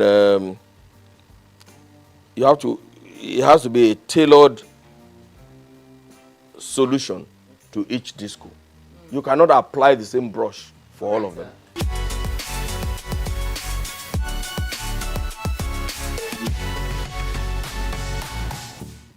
Well, the truth of the matter is that at some point there will be increase in tariff. However, this is not the time for it. Nigeria, we are doing a lot of reforms now. The removal of the subsidy has increased the cost of living in Nigeria. The exchange rate, harmonization of the exchange rates is also going to affect the economy and the earning power of the common Nigerian, even though that should not be the case, because I can tell you for free that no business organization was charging their customers based on the 400 and something naira to the dollar that the CBN was and that's a fraud on its own, because CBN knows that there's nobody who is selling anything in Nigeria decides the cost of that good based on the CBN exchange rate. It's simple, because they are not sure that they will get, when they need to replace machinery, raw materials, they were not sure that they could get the dollars from CBN.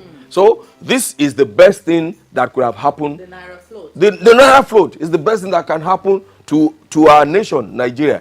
And I'm surprised, because every expert and non-expert had been advising CBN to do this for so long. So I'm surprised that the CBN was reluctant to do what is needful, and that's about the corruption in the system.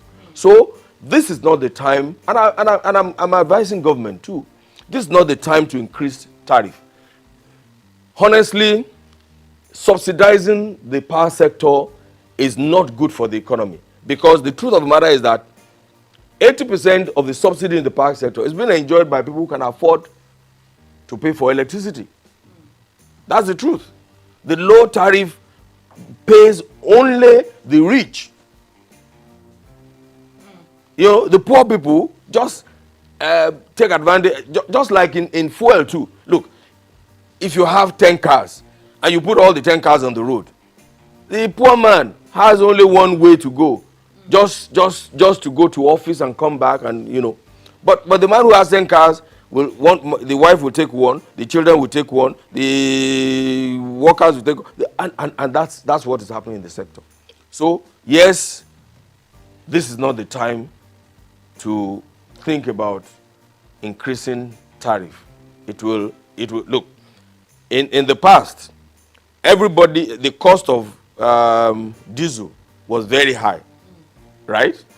Now a lot of people migrated to using petrol generators.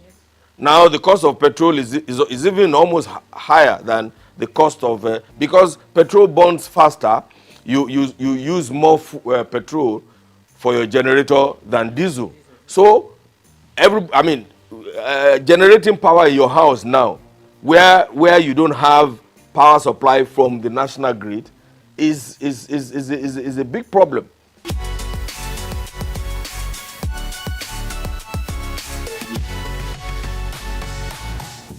No, there is no doubt in my mind that we need to migrate to prepaid meter.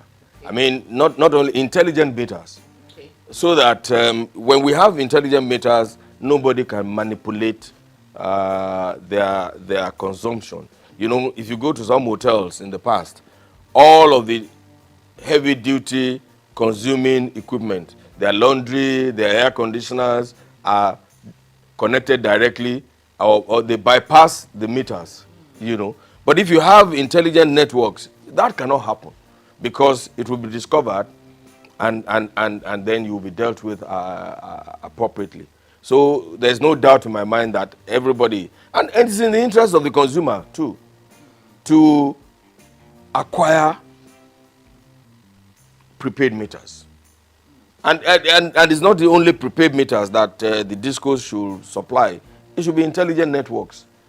Of course, I said earlier that they don't have the money to do it. They don't have the funds. What was the intelligent network? Or what will it do? Look, if you had an intelligent network in a place like this, for instance, you can determine what is happening without you being there. Even on your phone, you can control your this thing. So I'm just trying to use that to explain what it is. So if you have an intelligent network, the discos in their control rooms will be able to monitor and ensure that energy theft is reduced to the barest minimum, and they can ensure proper operations in their own sector.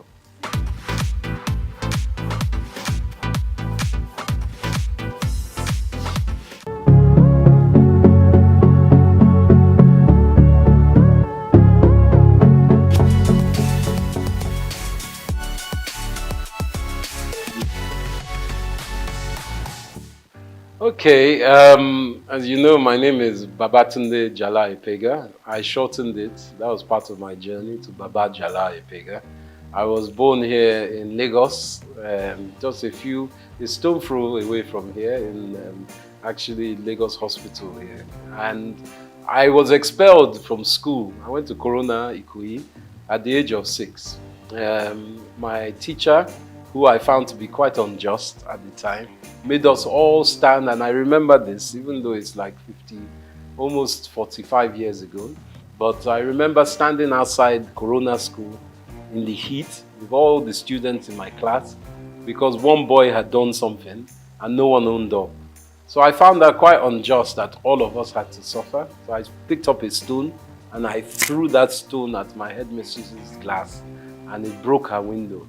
She told my parents, and my parents weren't very happy, of course, but they realized that I wasn't meant to be in a school like that here. So the teacher actually asked me to leave, and my parents took me to England. They said, take this child to England. We can't control this child here. He's a wild fellow. So as soon as I got to England, I went to Tunbridge Wells in Kent. I went to school there, and it was the most cold experience I've ever had in my life. I was 6.5 going to 7, and I went to boarding school at that age. And I think that woke me up in life straight away, that even in comfort, you still have steel. And by that I mean that everyone would think, oh, you are lucky, you went to England at 6, 7. But I was very young. I was put in a dormitory with children from England, from Japan, from Saudi Arabia. We were all very young. There was a lot of crying in the dormitory, 12 boys, 6 on each side. And the room was very cold. I remember the cold. But one other thing I got to learn was rugby.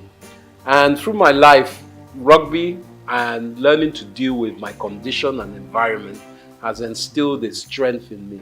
And as we know in Nigeria, you have a lot of things that happen that are out of your control, but you have to find a way to evolve and adapt. And I think from the age of 6, 7, I was very lucky to have that. I went to the oldest school in the world called King's Canterbury, started by St. Augustine in 598 AD. This was the secondary school I went to. And my life seemed pretty, what they say, gold-leafed at the time. Everyone's like, you enjoy, you're in Nigeria, you're in London. I learned to speak Spanish. Unfortunately, I lost my Yoruba, but I'm trying to get that back. I learned to speak Spanish and French. But at the age of 17, my father had a stroke. And he was working too hard, obviously. And sadly, my mom and dad had split up by that time. So my whole life that seemed so rosy stopped because my father's business partners, all of them somehow took the business and it went away. And from that going away, we were left destitute. My dad was in a coma for 3 months, and my mother, who wasn't working, because my sisters and I have two lovely older sisters, Yewande and Gigi. We were still in school. So much so that my last year's school fees were not paid. But one of my uncles kindly paid for my school fees, and my mother had to go to work. She started her own business. She too was a journalist, Mrs. Ibiene Epega, but she started a chauffeur driving company and started using cars to drive people with her staff. So from that age where I thought a university was going to be given, I was left floating in the abyss because we didn't have financials. So for 1 year I had to work in a post office in London, and it was quite an eye-opener for me, but it didn't stop me from adapting. And again, adaptation helped me grow. So from being in a very wealthy family as a young man, coming to the age of 17 to become an adolescent, a grown-up, I realized that nothing is given. My father sadly was in a stroke, and when he had that stroke, he became semi-paralyzed. For another 30 years, he was semi-paralyzed. But my mother died quite soon after that time in a car crash on the road to Warri, because my Okrika side and Warri side is where my mom was from, even though my father was Ijebu.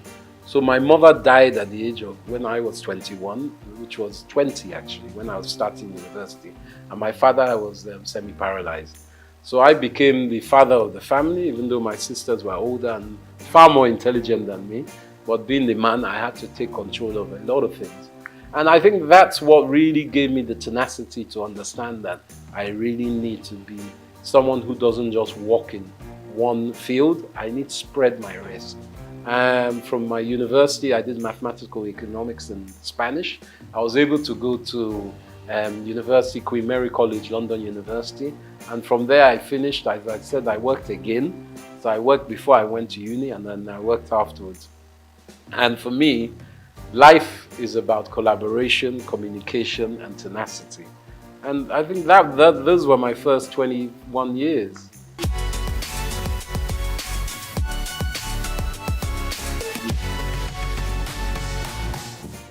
There were less people in Lagos in those days.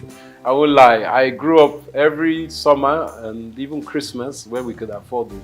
Back in my day, 1978-79, Naira was 0.8 to £1. So you can understand that people were very wealthy. I think in those days there was like 40 million people. It wasn't that much of it because my dad was an estate surveyor. So we used to go to Abuja a lot. And he was one of the surveyors that gridded Abuja when it was being built during the late 70s, 80s with Obasanjo, and even before Murtala Mohammed. They were gridding it. And Lagos, or should I say Abuja, was made the capital. And Abuja is a model city of Milton Keynes, which is a model city of Paris. Just like Brasilia in Brazil was changed from Rio de Janeiro as a capital. So for me, coming back to Lagos was a joy. I enjoyed it because I was young. We used to just walk, run the streets on our bicycles and cycling, just exploring. Everything was open. There weren't as many cars. It was no big apartments, and there weren't as many people. So I had a beautiful time. There were a lot of lizards on the ground, and we used to throw stones at them. But that was my own youth. We used to go to the beach a lot. Bar Beach was around. It's not around now.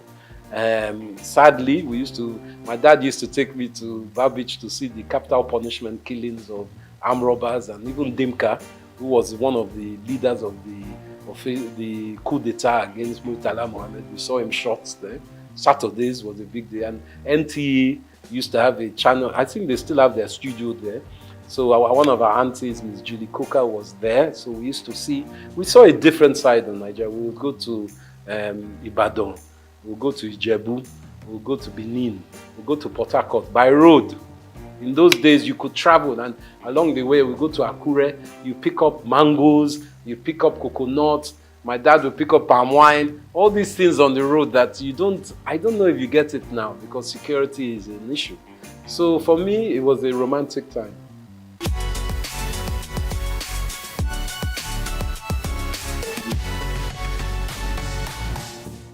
I think fashion, evolving through Nigeria, has started as a siloed industry. By that I mean every individual was doing their own thing. whether they were a seamstress, a tailor, a designer, a stitcher, they were doing their own thing.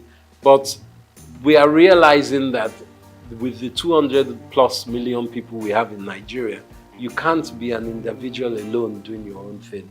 So the evolution of fashion that I've seen in my own small way, as someone who's worked in the industry, is that there's more collaboration. The designers are looking for higher specialist artisans to help with their stitching, the styling, and the putting together of clothes and accessories. So I'm also seeing small grassroots shoots, very small at the moment, of the government playing a part in bringing together some kind of foundation so people can articulate their fashion designs to the world, because we have seen it in a lot of music. Obviously, Afrobeat is one of our biggest exports in this country. Obviously, there's oil and all the others, but I'm talking about within this entertainment, luxury, lifestyle industries. So we're trying to learn from that how private sector can play a part to enhance this fashion sector. So now we're seeing a lot of vibrant colors, a lot of styles. Men fashion is big. It's not just women's fashion. Men's grooming is massive. Hair and beauty as well. So men are taking care of ourselves more and more. And accessories. Accessories, I think, is fundamentally the quick fix of fashion, where we can enhance and create jobs and hyper growth in GDP by focusing on this. And this is where I implore the government with, working in mineral resources, our precious metals, semi-precious metals, help those industries to grow. There's a great lady, Janet Adeyemi, who works in Women in Business, and she is working within that. Let's help our fairer sex or the female gender to grow in business as well, because there's a fundamental knowledge that if half your population are women, as ours is roughly, or maybe 51%, 52%, you have to educate the women so they too can add to GDP. It's a simple economist theory. You can't leave them out of it because it's very important. And these industries in fashion are enhanced by women, and we need to push that forward.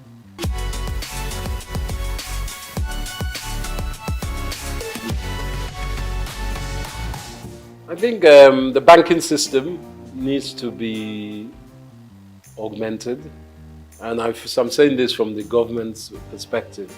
The ease of doing business in Nigeria, as an investor myself, a foreign investor as well as being an indigent in Nigeria, the problem is not getting your money to Nigeria, it's getting your money out of Nigeria. Not that you want to suck all the money out of the country, but what can help is the floating exchange rates, the flow and liquidity of money that can come in and out of the country. A lot of investors are worried about how they get their money out of Nigeria. So I think our banking system, going back to the central bank, which they're working on, needs to be much more fluid. So people feel they can invest and take money out. But also, we need to articulate what is on offer. We need to start some kind of documentation of who is available to have investment with, where they can be found, because it's because we are quite an opaque economy, meaning that people can't see the end of where they're putting their money.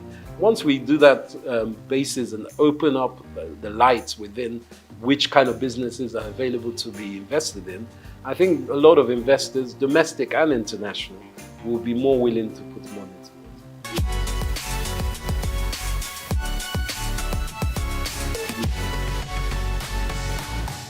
I think content creation for me has been an evolution. I started as an ex-banker, as I said. I used to trade futures and options in Barclays Bank. I was on the Life Exchange, trading bonds, and I found that wasn't my life. I wanted to be more closer to people. Some people can be bankers on the trading desk or trading floor, but not for me.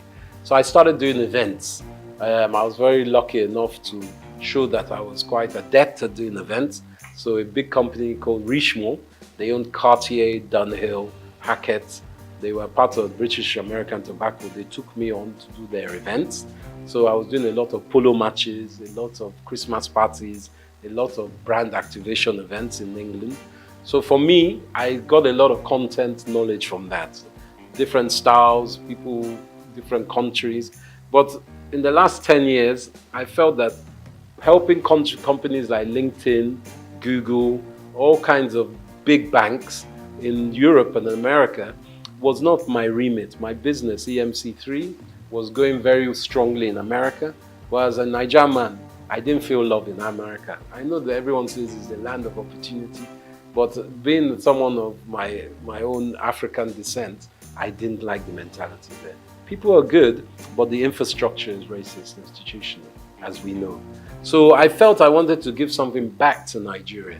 And with all the 20 years of, at that time, about 17 years of knowledge I gained from doing some of the best Grand Prix parties in the world, Formula One, around Monza, Silverstone, Abu Dhabi, I was doing a lot of events. I thought, let me take this back to Nigeria. I didn't have to come back to Nigeria. I wanted to. And I know with all our grievances with Nigeria, if you ask many Africans about Nigeria, they'll say, they look up to us. You guys, you have Chinua Achebe, you have Wole Soyinka, you have Fela Kuti. What's your problem? You have Chimamanda Adichie. What's your problem? So we have to take ownership and say, yeah, we do have all these people. We have Afrobeats, whether it's Burna Boy, Davido, the Venus Bushfires, all these different people that are exported. Let us look inside and say, wow, we do have a lot. So I wanted, as a content creator, to show Nigeria in all the different sectors that we do have a lot. And that's why with the marketing and communications company that I've started, my own company, I felt I could touch so many sectors. And finance, as I mentioned, I work with banks. Also government, Nigerian Investment Promotion Commission, a very great entity. I work in fashion, with brand labels and people across the board. There are great shops like Alara here that also promote African fashion and African business. And did you know even Leventis does a lot of research, Nigerian bottling company, to help this country. And do you know Nigeria was blowing glass 1,000 years, almost 1,000 years before Europe knew glass blowing? And it's been found in Oyo State only recently. So it's very important that architecturally we take ownership of our country. The Nok civilization that has been in the mid to, I think it's above Abuja, near Benue, and even Niger River, above those basins, that has a lot of artifacts and a lot of archaeological excavation potential. But we've allowed that just to linger. People have stolen a lot of our artifacts. Nigeria was known for Benin bronzes. We were the best smelters of iron before people were smelting iron. So these are things we have to take stock of. And me as a content creator, I bring all that information together and I make sure that people acknowledge it and are aware of it. So then that will uplift us all.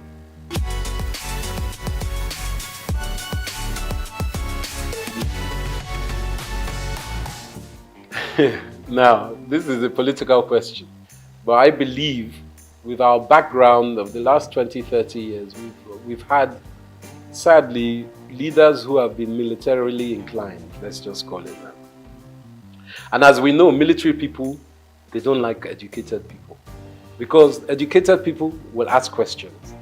So we have had what we call a dismemberment of education in Nigeria for the last 35 years. And that has played an endemic part in retarding the gross domestic productivity of our country, because our youths and even people up to my age and older have not had the infrastructure, middle class education that is needed for a country to grow. You look at the Industrial Revolution in the 18th, 19th century in Europe, especially in Britain, and you look how they were expanded by merchants and artisans and specific skilled workers. Apprenticeships were big, education was huge. There was what they call a noblesse obligée, a nobility obligation that people who are rich give back to institutions, not to church, to institutions that will help education. And that is where I think we've had a disconnect. Education was lacking. So for me, the way that we can help, it takes time. This new government is in. They are trying to implement the 8-point agenda, which is a good agenda. But everyone's looking for results now. Nigeria has been in a very bad state. There's global downturn. Obviously, cost of living is so high as it has been for a while. Nigeria is exacerbated, but in Europe, cost of living is high. There are some stupid wars going on around the world that has meant oil prices have skyrocketed. And you know, with the rocketing of oil, everything goes up price-wise. So Nigeria needs to reevaluate education and apprenticeship. I believe even in fashion industry especially, apprenticeship is very important. Whether it's weaving, designing, marketing, online, whatever it is, factories, you need apprenticeship. And that's the quick fix of education. But education is fundamental to everything. Education of men and women, or girls and boys, both. Let's be honest, we need both sides of our genders to work together. You know, Yoruba, we've always been what we call a dual binary kind of culture. We've always thought of male and female as one, and it's very important. Even in our names, Taiwo and Kehinde, you won't know if it's male or female. So we have to really educate ourselves that we can work together. And I think our women are our future. I can't even emphasize that more. And education is key. But it takes time.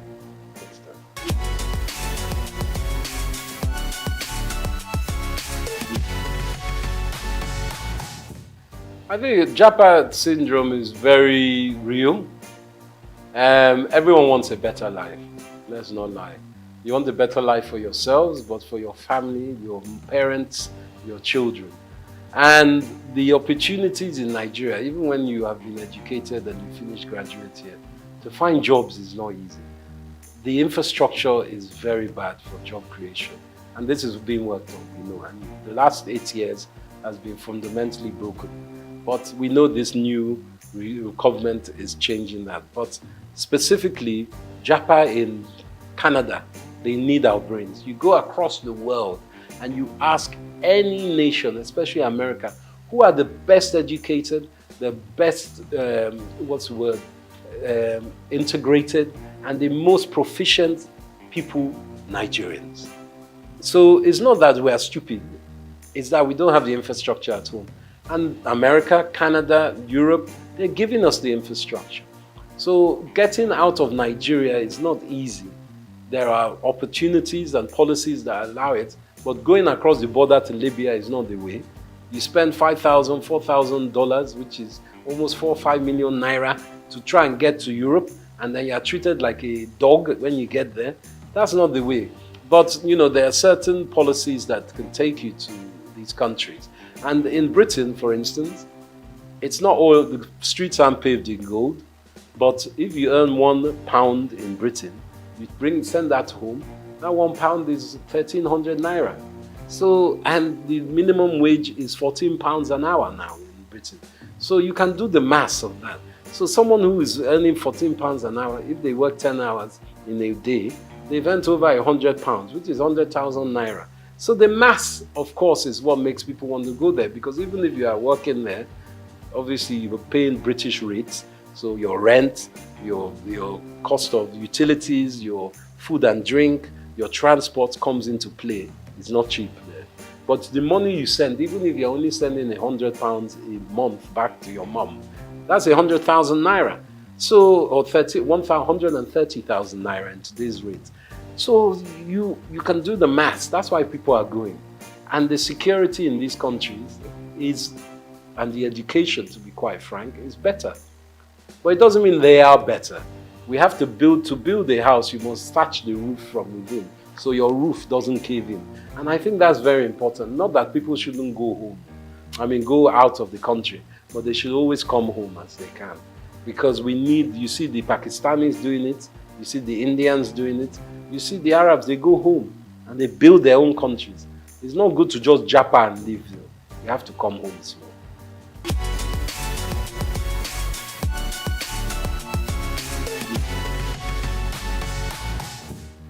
I think my success is down to, as much as I can say a success, because it's still a book that is not finished. and the stories are still unwritten, is a tenacity of hard work. It's very important that people understand that it takes a lifetime to look like an overnight success. It doesn't just come. What I'm still doing, I'm not the most successful in my business, but I love my business. And if you can find something that you love and you can make money out of, then you're in heaven on earth, to be quite frank. I think my spirituality and my faith is very important, as is my wife's. My wife, Helen Epega, she wrote the world's first Pidgin English opera. And we've been staging it here in London. We played in Cape Town, in Nairobi, and in Lagos, sorry. And we've staged it in London. We're at the Royal Albert Hall next year. I'm executive producer of that. So I think my success, to add to that, is that I don't put all my eggs in one basket. And I work very hard to make sure I research and obtain knowledge of the next thing, or what was the last thing. I'm a historian as well. And I put things in perspective. And I try to add value as I can. But as my momsy used to say, you have 2 ears and 1 mouth for a reason. So I like to listen as well. And from children you can learn, from grandpapa you can learn. So humility is very important. I'm not arrogant with it. And I think that's the most important part. Collaboration, humility, and shared drive. But also knowing that for me, Saturday and Sunday, I'm off. That's my time for the family. I take a break. Sunday, even God rested on the 7th day. Me too, I rest. I'm not 24/7, even though this weekend we have a big fashion event, but that's work. But when I take my tools down, it's tools down. No one can call me on Sunday morning. So you can't be BOing to people. Never let anyone own you like that. That's what I say. Someone calling you on Sunday morning, obviously in journalism, in film, it's a different from projects. I'm not saying every time, but just be aware of yourself and your mental health. That's the most important.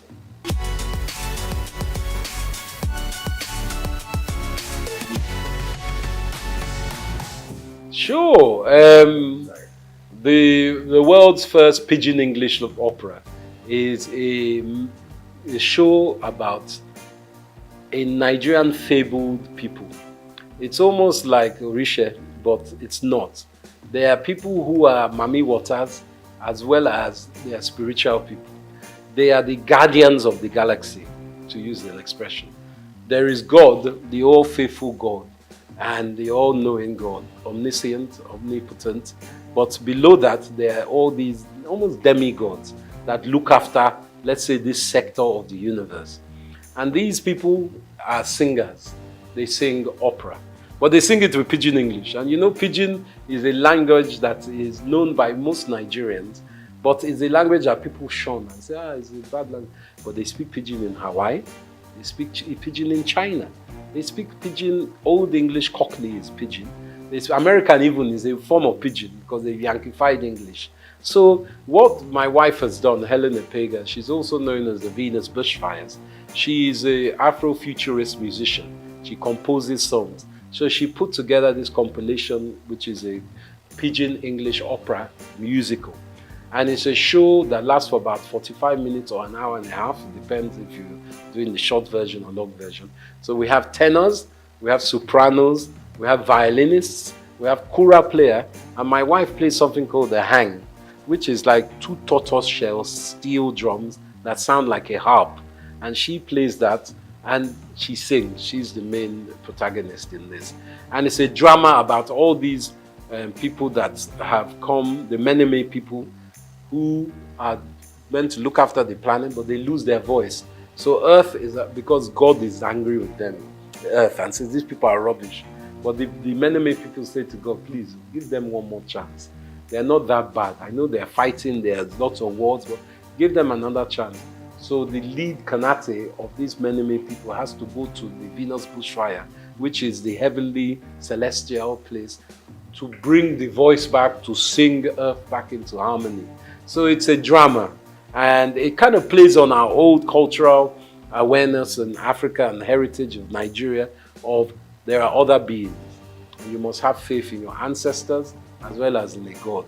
And the deities, as we know in Yoruba, I think there are 7 deities. And these are very important cultural awareness that we try to give to children as well.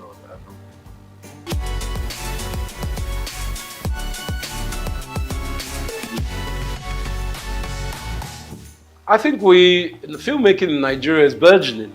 The African Film Festival, International Film Festival is on now, which is a great show. I helped incept in 2010, many years ago. We had it in Port Harcourt. It was Governor Rotimi Amici that started that campaign, but it's going on very strongly now. Nollywood, as we call it, is being noticed by the international market, whether it's Netflix or Hollywood.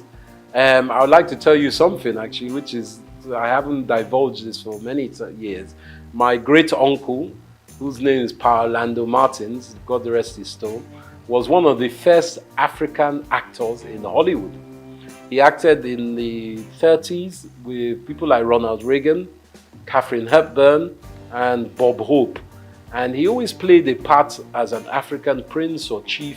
He was never like denigrated or made into a lower African slave or anything. And I think that instilled something in my mind with this film industry. I think it's very important that Nigeria, as it is, we have some great actors like Wale Ojo and Ramsey Noah. They are playing part in producing their own shows. And it's very important. Like in America, you obviously have people like Mel Gibson, Robert De Niro, who have produced their own films as well, that Nigerians are not just actors or technicians, they are also producers and directors. It's very important that we have that link within our industry. And we make friends and we forge relationships, not just with Hollywood, there's Bollywood, the Indian industry, and there's also China, because China's film industry is massive. Technically, I think just as big as Hollywood. So we must look to ourselves in Africa as well.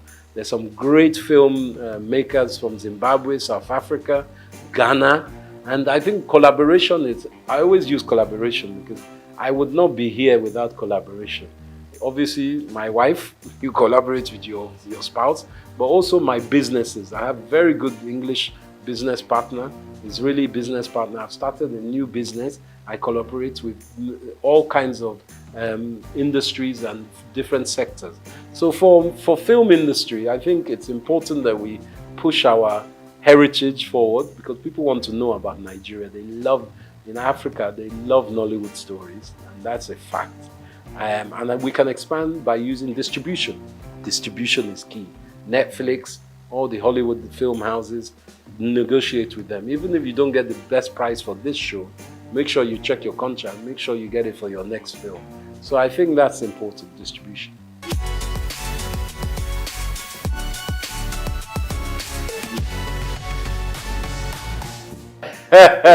While I'm still alive, that's a very good question. Hope springs eternal with me, and I am optimistic about Nigeria. I think Nigeria is not what we all will think it will be. It's it's a country that needs to be more fluid. We have in diaspora a lot of powerful individuals and groups. I think we need to connect even more with those individuals and groups who need to invest in Nigeria. Our youth is very talented and is very able, but it's also very abundant. So we need to find a way to link up education, apprenticeship to these youth to give them something that is productive to work in.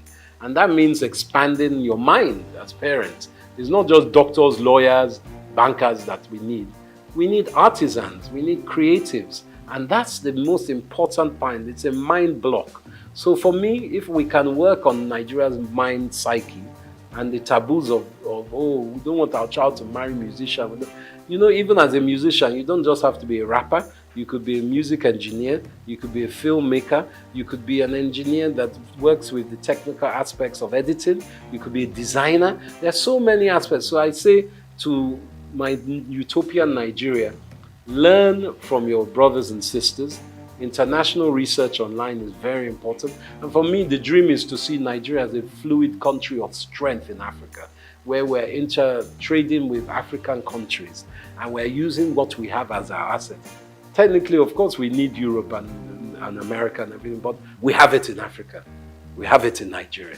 So my beauty of Nigeria would be if we become our own Wakanda, working with other African states and enhancing our own GDP as well as our region and our continent's GDP working together.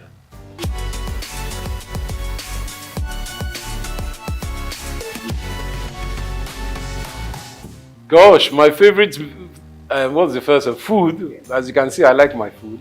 Is I like a mixture actually. I like amala. I like yams. I swallow very well. Whether it's with ogbono soup, that's very good. But also, from my mother's riverside, there's one okra, seafood okra that my mom used to make. And I still strive to find that. I go and find that whenever I go away. In London, you have some nice Nigerian restaurants, and in Lagos, of course, as across Nigeria. But nothing like home cooking. When my wife makes me a nice, I suppose she makes a goosey for me, eba, and that's my staple. My best music, I love Afrobeats, of course, but predominantly I'm a Fela man. Ebenezer Obey. I like the old styles. And I also like Zaire music. There's high life that comes across Africa. But to be lied to say I don't like Jimi Hendrix. I like Jimi Hendrix. He's a guitarist, a Native American, African American guitarist. I love his kind of music. So those are my mainstays. And Gorillaz and De La Soul are still very great music of mine. Those are my Spotify at the moment. What was the other question? I like wrestling. They used to call it Gidigbo back in the day, Yoruba wrestling. I used to love that. I haven't seen that much lately, but I like Nigerian wrestling. Obviously, we play good football. We're great footballers as well, globally. But you said Nigerian sports. Polo. Nigeria, I like Nigerian polo as well.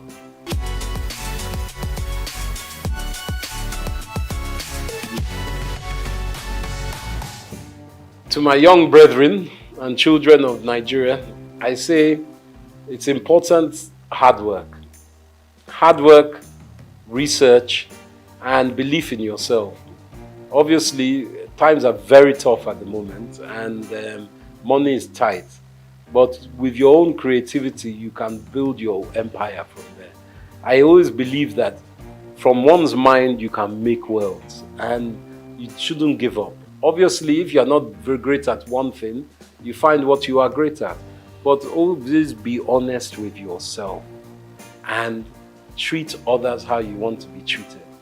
And remember, collaboration is the key or the little sister of success. And always have a smile. Very important. That's what I say.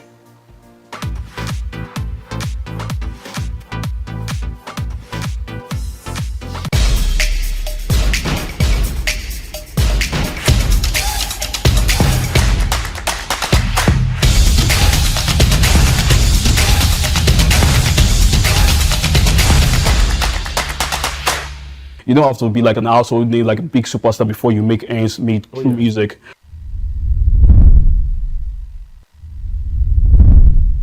Welcome to Inside Life this week, and usually we have a special guest each time we're talking to you on this show. My name is Hans Mba, and I'm always excited to bring you someone that is special. You know, on the show, we bring you people that are doing things that are changing the game from the most minute way to the largest of ways. This week, we got the one, the only, he's none other than Biode Cyrus. I hope I got that name right. Biode Serious. Sorry? Biode Serious. Biode, not Biode. Biode. Biode Serious. Serious, yeah. What kind of name is that? Okay. Because I think I'm from the school of thoughts that your name precedes you, right? Definitely. So when people say your name, it should be easy to take away. Even advertising, they'll tell you it should be something that's memorable, something that you want to go with. Oh, true. So tell us, what informed the name? Okay, the Biode is from, my government name is Abiodun. So the Biode is from Abiodun, it's a B-I-O-D. Then serious among, if you like familiar with astrology and astronomy, amongst the stars, the brightest of the star, the dog star, it's called Sirius. So that's why So how do you spell that? Sirius. Serious. Yes, Okay. yeah, SIR. So I thought it yes. was like serious. Okay, like someone just serious. funky on the spelling. No. Okay. Actually, There's just, also serious the radio. XM, yeah, yes, most definitely. So Yes. nice. So introduce yourself. Tell us who you are. Just give us a background about you, not the music now. Just All who right. you are and what you do. Okay, my government name is Abiodun Adebayo. I'm from Ibadan, Oyo State. Why do people keep saying government name? I don't know, man. Government don't own my name. Yeah, I mean that's No. the register. That's the name of register with like or any official. Maybe So I we- want to we do, wanna yeah, say, my name, you're my full name. Come on, man. Okay, my bad. I'm just kidding. It's all good. It's all good. Okay. All right. Abiodun Adebayo. I'm from Ibadan, Oyo State. I've been like I'm a fiend for art, poetry. I'm a banker also. So Hope you're not in trouble for being on this show. never there. Never there. Because they're like, yeah. okay, now you have to focus. You have to choose us or you choose them. No. I'm actually like on leave at the moment, so that's why. Yeah, That's why I'm doing this. So you're a banker. Yes, I am. What did you study? What did you I study? actually study. I studied mass. I have a diploma in mass communication. I have a degree in English language. Wow. Yeah. Yes. Two of them.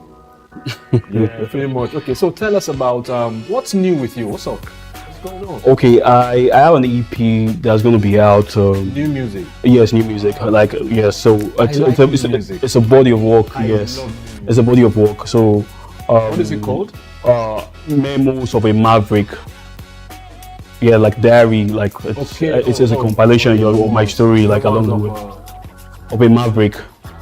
Yes. Members of a Maverick. Yes. So you're a Maverick? I believe so. Okay. Why do you think you are? It's actually like my group head that actually called me that there was a we got a new group head like 2 years ago, so he had like this one-on-one convo with us, like meeting us. Yes. Then he started asking for like our forte, you know, what we are good at, and I told him like I'm a film for writing. Can't push, tacos express. Push, Reggie, water don't boss. Push, your game too short, my nigga push. We are push, if you ain't push. Watermelon, you can't push. Like I'm a book buff. Like when I was in school, I used to write like journals and all that, you know, poetry, you know, which has to do with music. So I Yes. said like, oh, that's interesting. They say seemed like a Maverick, and you know that name stuck in my head. And I was like, okay, when I'm dropping my first body of work, I'm going to use that. No, I know about Dallas You see Maverick. why you shouldn't have said that? You know why? Because you owe him some money now. Probably. Because when you blow up, he's going to come for you. Yeah, I mean, no problem. Right? It's something I can afford. Yeah. All right. So are you selling or you just streaming and just let streaming platforms just do whatever they want with your money? I'm actually selling. There's a platform called. When is it coming? Sorry. When is it coming first? Okay, the one you can purchase. Or is it sell. out now? No, it's not out yet. Actually, you can just pre-order and pre-save. So for you to procure the EP, you can go to Bandcamp. It's going to be out on the 26th of October. That's the Saturday. It's coming Saturday. But on the streaming platforms, it's actually distributed by Rock Nation. It's going to be out on the 1st of November. Yes. Do you have a deal with them? It's just a distribution deal. No, not at all. That's yes. So That sounds like Rock Nation. So who are you working with on Rock Nation? Rock Nation, it's just the management. It's just the distribution company. No. Like, Like who reached out to you or you reached out to them? How did that I- come about? Because I usually ask these questions All right. because we want one of the reasons for the show is we want artists, we want people to learn. Alliance, Okay, yeah. not just artists, but what did this person do differently All right. from what I have been doing? Okay. Even activists, what are things, what are ways to step, what are ways not to step? Okay, yeah. Or many times people are in a rut, or people are in a there's writer's block and all that stuff. Yeah. How do I proceed from there? So when they hear the other person's story, Okay. they know how to, proceed. Yes, so that's why. I get you. Okay. I follow them on social media, Rock Nation as a label and all that. So a lot of they just started a distro. So I wanted to choose United Masters. You know, United Masters is headed by Steve Stout. Actually affiliates, Steve Stout. Steve Stout, Jay-Z, yes. So yes, all then Jay-Z like owns Rock Nation. So I try to like just suppose I read, look, okay, this is what United Master I have to offer. This is what Rock Nation has to offer. Rather, pardon me. So.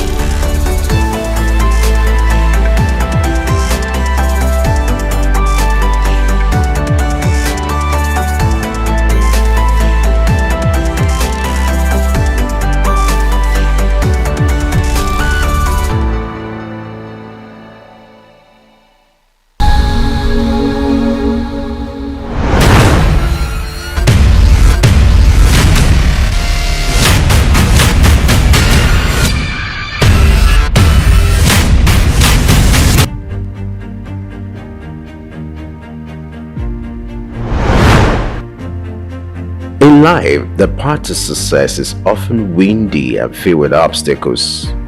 However, it's only those who exhibit courage to continue that are reckoned with. If there's one man who is armed with the sheer courage of a lion, the unusual foresight to spot clear opportunities, Michael Adenuga makes the perfect reference. The name Mike Adenuga is synonymous with entrepreneurial excellence and tenacity. A self-made billionaire hailing from the heart of Africa, Adenuga's story is one that is laced with the threads of perseverance and ambition. Today, I really feel excited.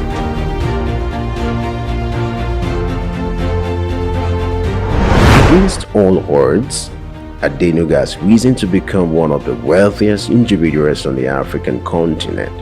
His knack for spotting business opportunities and the courage to seize them has led to the creation of a vast empire that spans telecommunications, oil, and real estate.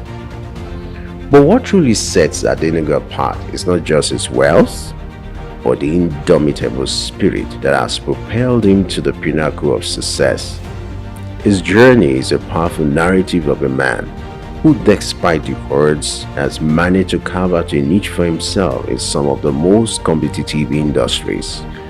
From his humble beginnings to his rise as one of Africa's most influential business figures, Adenuga's story serves as a beacon of inspiration for aspiring entrepreneurs everywhere. Born on 29th of April 1953, Mike Adenuga's story begins in Ibadan, Nigeria, a vibrant city steeped in culture. Ibadan was the backdrop for Adenuga's early years. His father, a school teacher, and his mother, a businesswoman, were humble, hardworking individuals. Their influence on young Adenuga was profound, instilling in him the values of perseverance, integrity, and ambition. Adenuga's early education took place in Ibadan, a local school where he exhibited a sharp mind and a keen sense of curiosity. His parents, recognizing his potential, encouraged him to pursue his studies with diligence and tenacity. These formative years laid the groundwork for the titan. Despite the modest means of his family, Adenuga was never deterred. He understood that the path to success was paved with perseverance and relentless work ethic. From an early age, he demonstrated a knack for entrepreneurship. His first ventures were modest, grounded, mirroring the reality of his circumstances. One of his earliest jobs was as a taxi driver. This experience was more than just a means to an end. It served as a classroom on wheels, offering lessons in humility, resilience, and the importance of understanding people from all walks of life.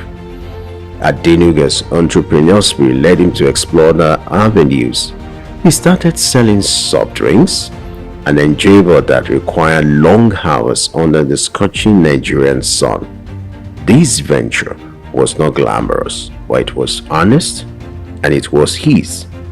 It was a testament to his commitment to hard work and his refusal to shy away from the gritty aspects of business.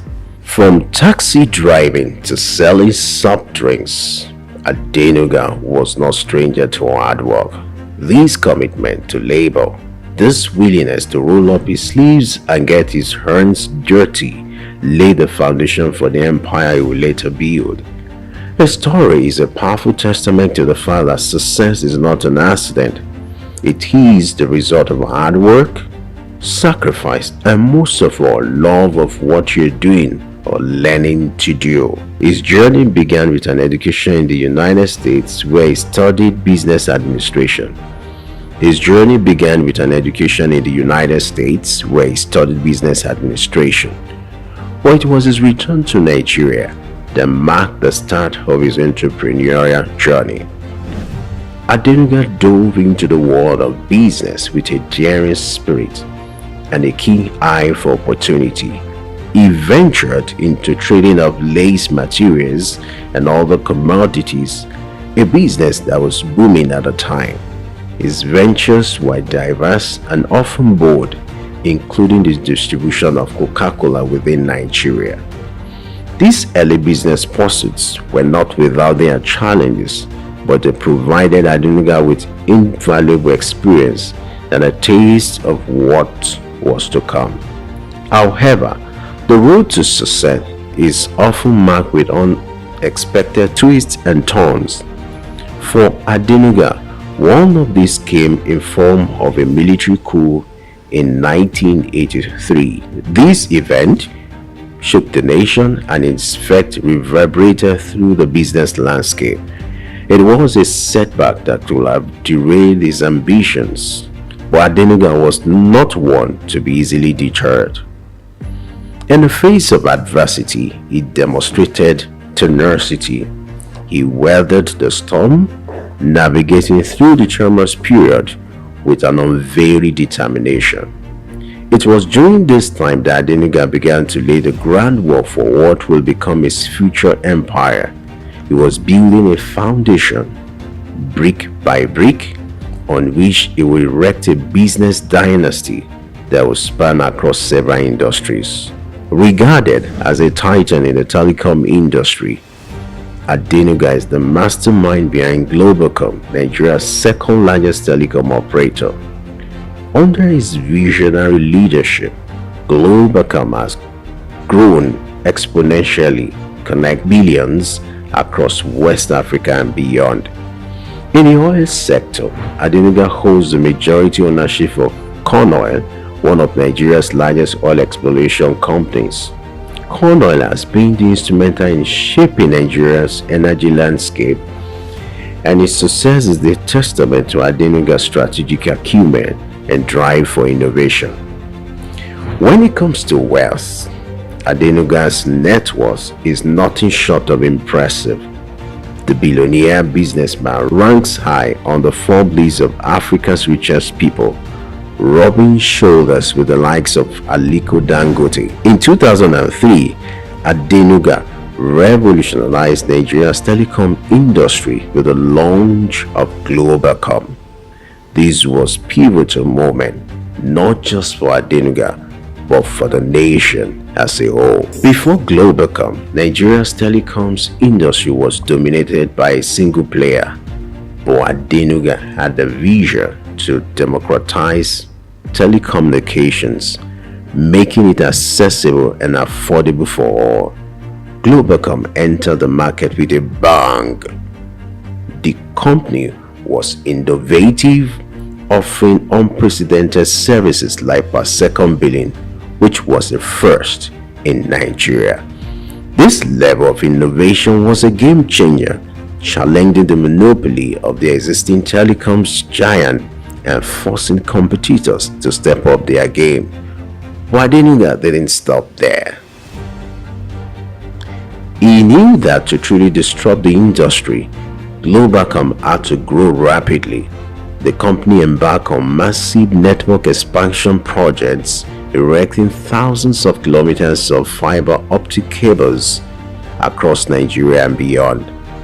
In less than a decade, Globacom has grown from a new entrant to a major player in the telecoms industry.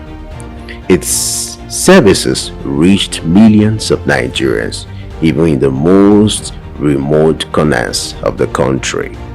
Adenuga's entrepreneurial spirit didn't stop at telecoms. In fact, his business acumen was put to the test in a whole new arena where he took over Cornell, Nigeria's first indigenous oil company.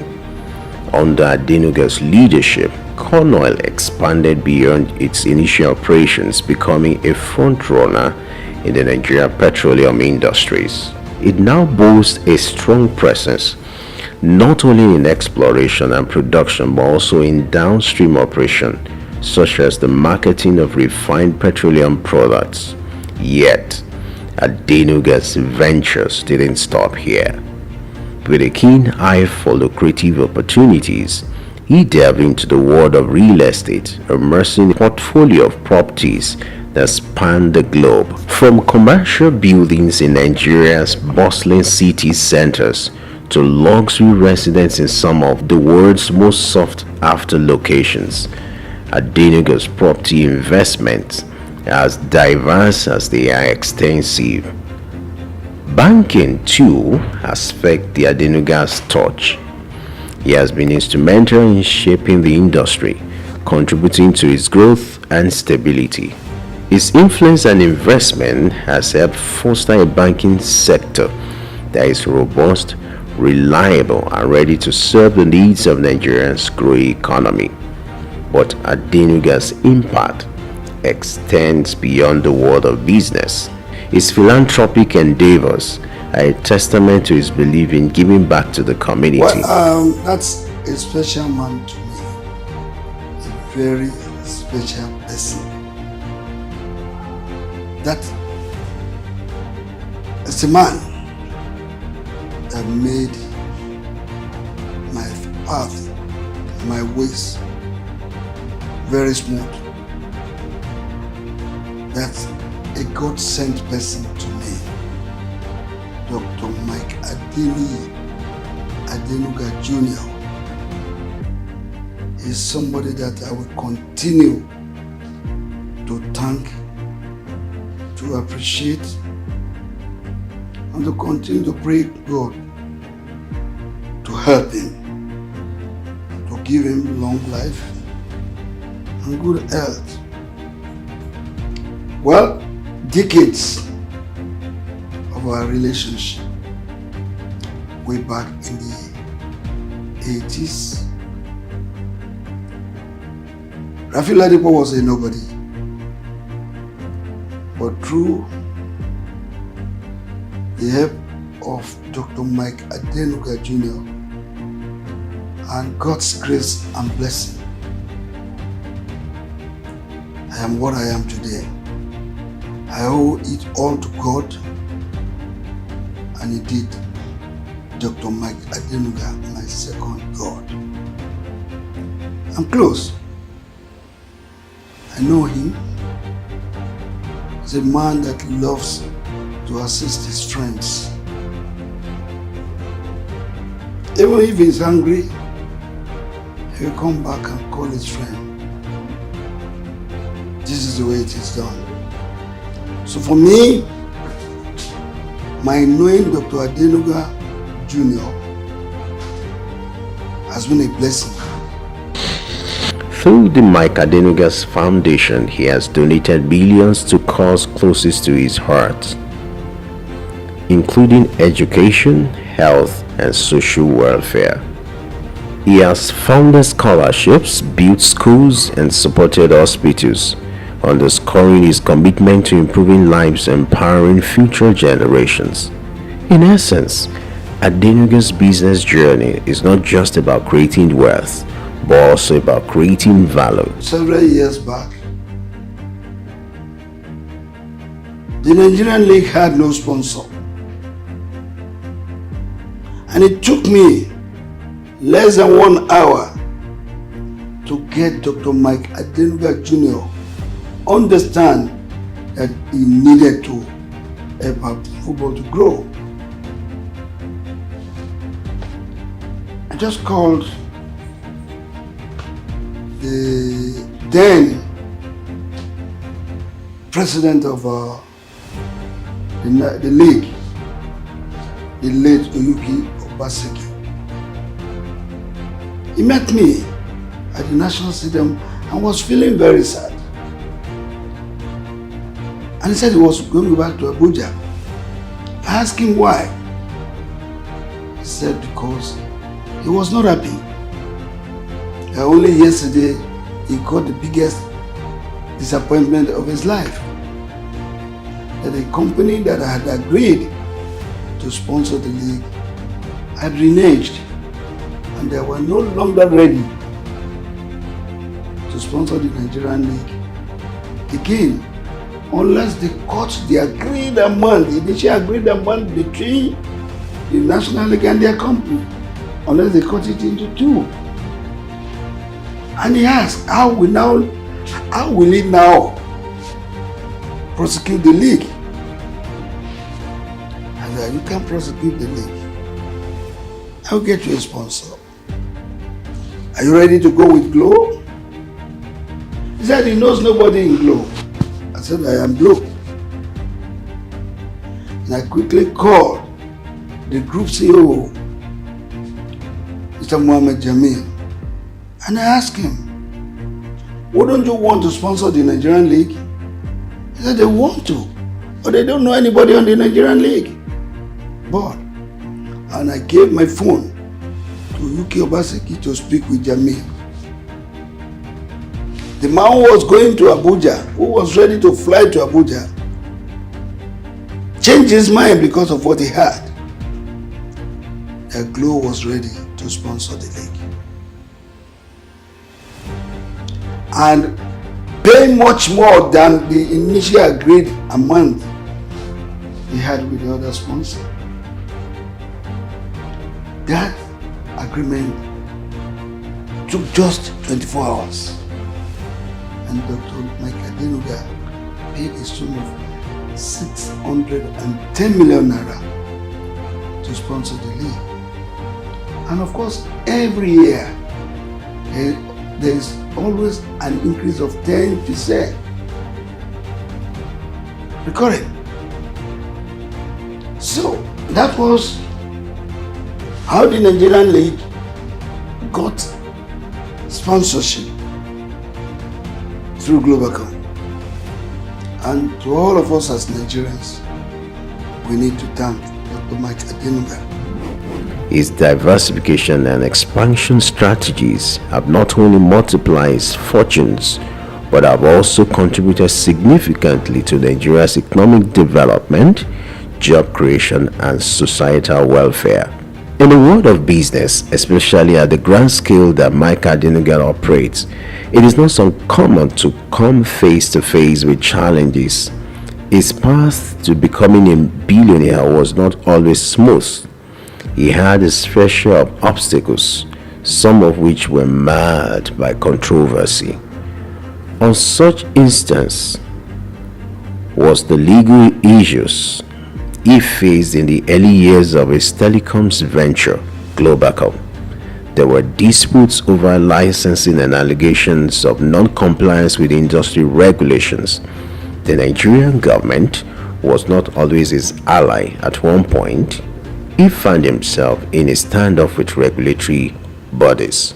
But what makes Adenuga's story remarkable is not just the controversy he faced, but the resilience in the face of adversity. He didn't allow these obstacles to deter him. Instead, he used them as stepping stones, turning the negative into a positive. Success against all odds. Adenuga's contribution to the Nigerian economy are monumental. His businesses, from telecoms to oil and gas, have created thousands of jobs, fueled economic growth, and contributed significantly to the country's GDP.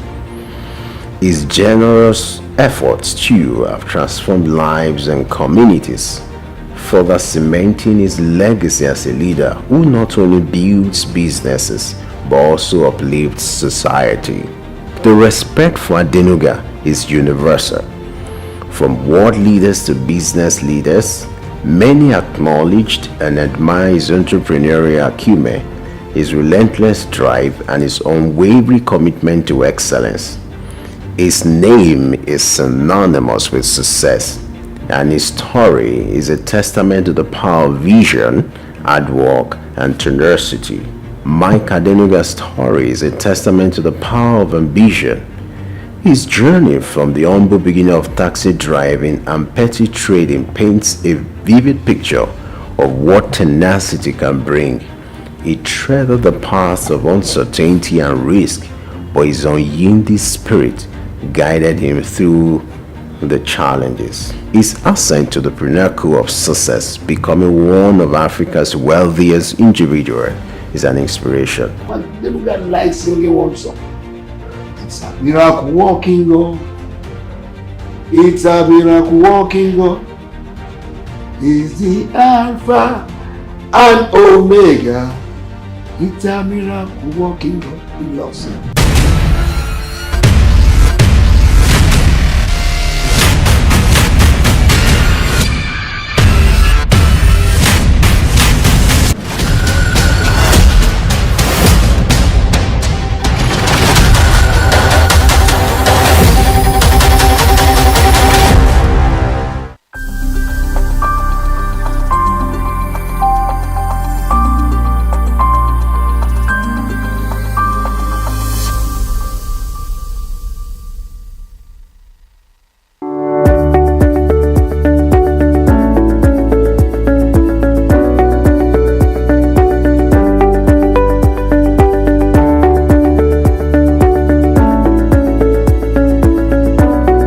I hail from Lagos State, from Isaleko.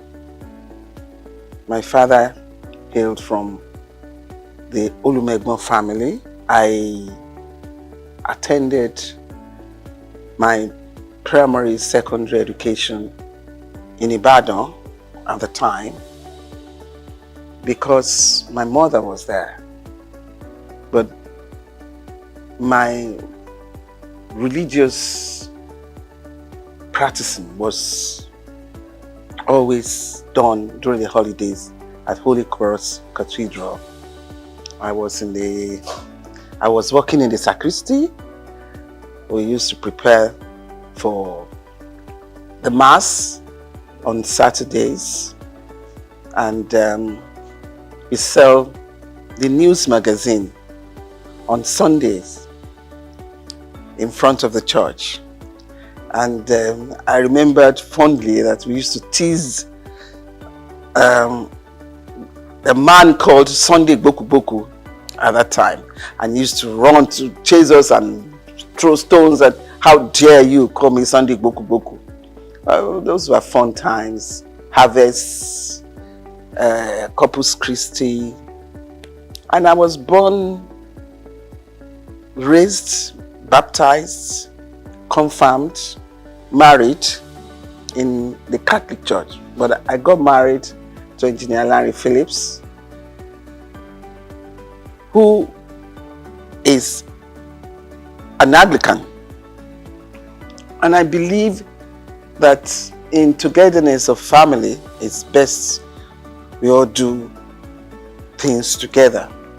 So I moved over with him against the doctrine of Catholic Church to the Anglican Church at Marina, where his family belongs and worships. I attended St. Luke's Demonstration School.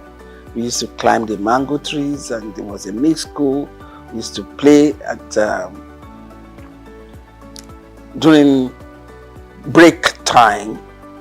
And in my secondary school was a Catholic school, and it's for you to be prim and prudish in life, and set you on as a lady. And I got some finesse from there too. And but the most interesting one, and the most that I can call a radical one, because my HSC in Olivet. I mean, we tried all sorts there.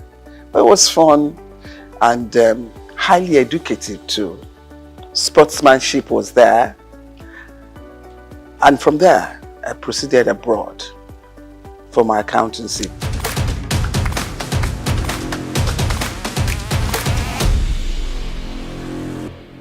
And I was lucky to finish in a record time. And I came back. Did my articleship, but married in between. I met my husband abroad and we came back home, got married in Nigeria. I worked as an accountant with UAC, very proud of the drill professionally that I got from UAC. It had set me on a discipline for working. And I thank God that I had that opportunity, which still helps me today. Apart from the fact that my educational background sets me to be a diversified person in so many professions.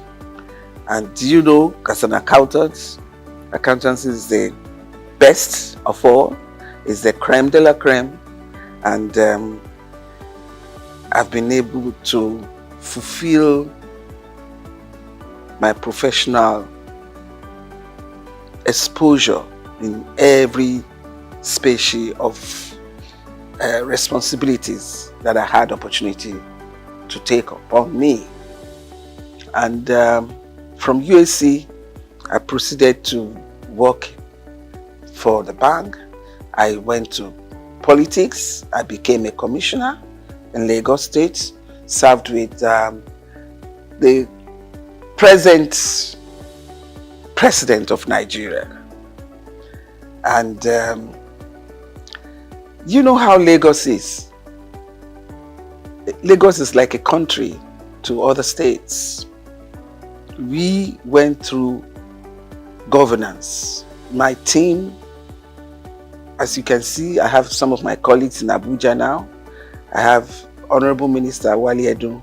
I have Honorable Minister Dele Alake.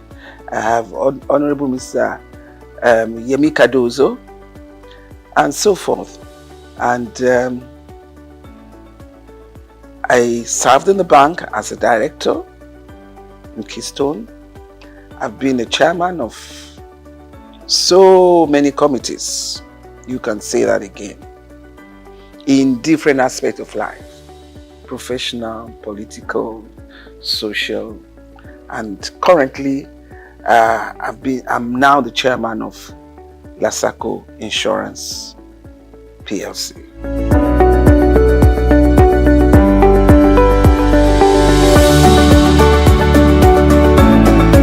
When I was growing up, it was so free and enjoyable. We can take off at 11, 12, escort your friends to Bangboshe here. We go and have the Mosa. We go to the stadium. I remember me in my teenage age, I used to go to Nikon Stadium here. We watch so many matches. And I used to be with those fans, you know, dancing and waving our fans, you know, and bazaars, Easter Mondays, Fela Sports, I mean, you name it. It was fun. But Lagos was good for all of us. It was cleaner. It was amazing. Security isn't much to fear, you know. You can just live the way you want. And money and values of life are completely different to what they are today. I was with my grandparents and we had so many tenants and we didn't realize they were tenants. We were all playing together, eating together, and we are still like one family today. But the story is not the same again. I wish one can turn around and change it, but we have all given our kids sheltered life for the fear of unknown. And I think the disadvantage is very grievous.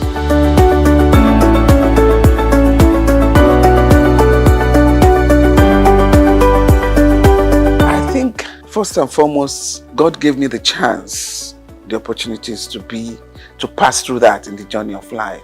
It's not only money that can make you successful in life. I want you to get that. It's an added support for you if in life you have the opportunities of parents who can financially support you. But at the same time, there are kids who didn't have any financial support and have been successful.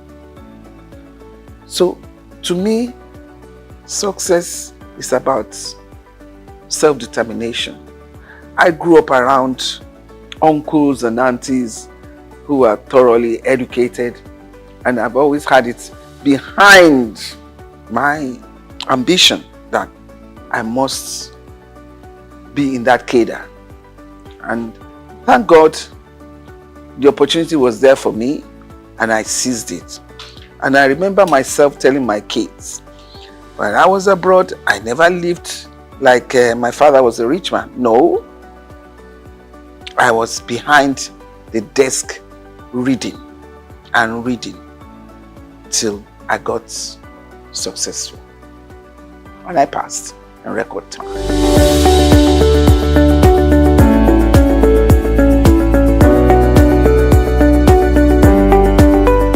First and foremost, I think I'm a people's person.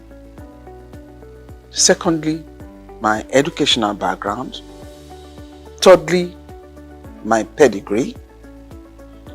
And you can't be a Lagos person and don't have a bit of intelligence about how you can maneuver yourself, even in the midst of challenges. And I can tell you that boardroom politics, especially when you're a woman, is tough. But when you manage those that you sit around with, eventually, when they see that you're there to work, it has no business and basis for any other thing. I've had issues on boards because I'm female, and I put my foot down. It is the work we are doing. There is no gender sensitivity in this issue. Even in my early days as an accountant, when I head the accounting department, it was even tough at that level because the young accounting class, some of them can be daring to say, how can you talk to me like that? How can you make it? And I'll say, please, what do you mean?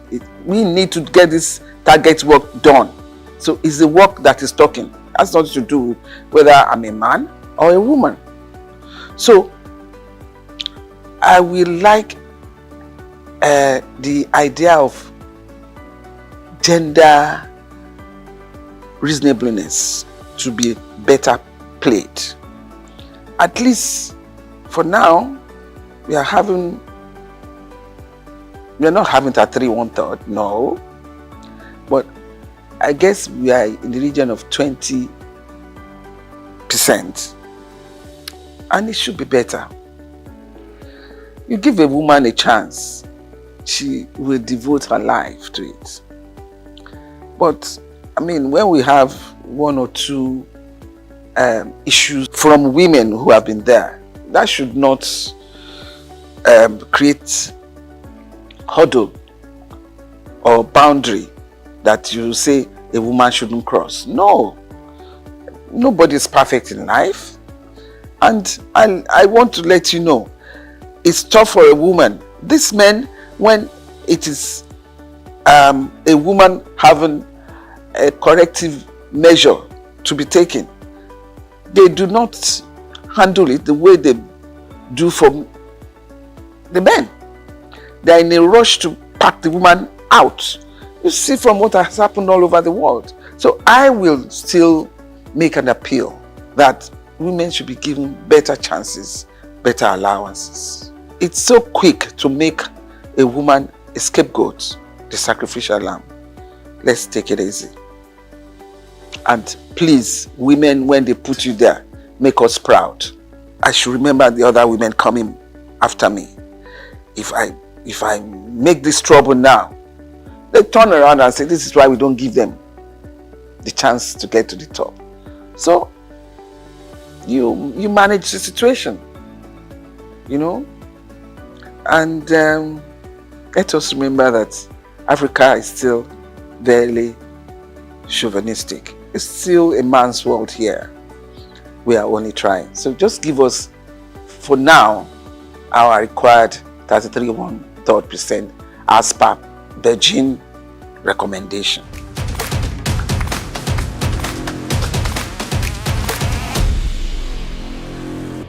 Having been in politics, there are so many factors that bring you up there. Some sensible, which I would call sensibilities. Some sensitive based, which I would call sensitivity. And some as per geographical distribution. If it's not the turn of your section, your district, there's no way they can put you there. But then sometimes it's the turn of your district, the party supremacy decrees that they don't want to use you. What do? You have to show some resilience as a stable character and do whatever you are given very well. Excel. Somehow, one day, you'll be there. Like Martin Luther King. At the end of that tunnel, I can see the light. Someday, somehow, you get there.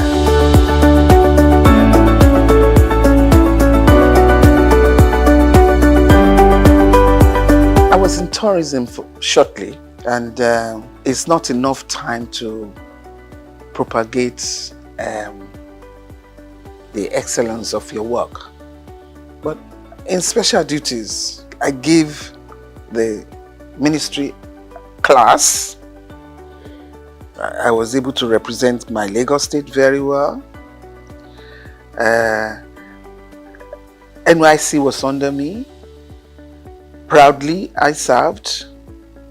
And we ensure that all students that need to go to orientation camp are well registered and got their NYC certificates. It's not about where they put you. It's about what you are able to do in that place.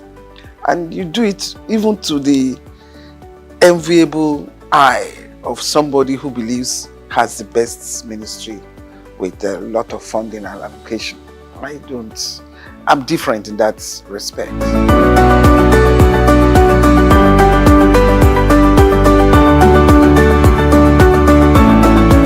A hard-working man, a man with a lot of sagacity, a man that is very kind, he has human kindness in his heart, a man that is highly focused. My office was very close to the Roundhouse, and I tell you, I wasn't surprised.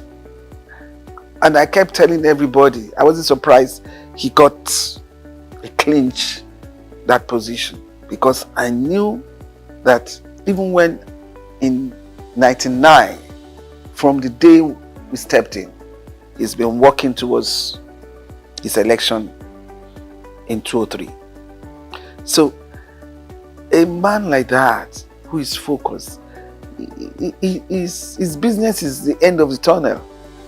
All the distractions you are given, he doesn't consider it. So don't waste your emotions. You know, when you provoke yourself unnecessarily, and the person you are provoking yourself upon is not even responding on that line, you know you're wasting your time. But he's an astute politician. He knows what to do at every point. And don't try him, because It's a hard knock. And he's easy to forgive.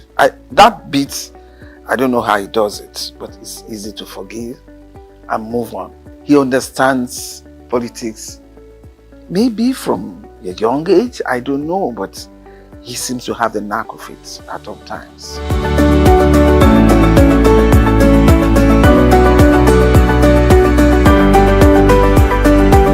I think that's in the pipeline. I don't have to come here to say that.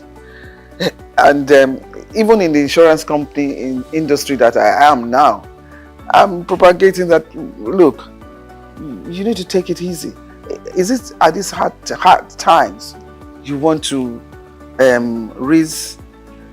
recapitalize the industry and make life harder? Yes, recapitalize, but not with large gap. The variance should not be too much, because you need to recapitalize so that companies will be solidly based to address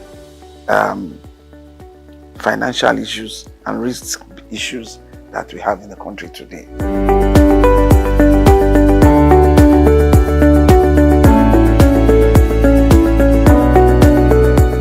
I studied religion for my A-levels in school.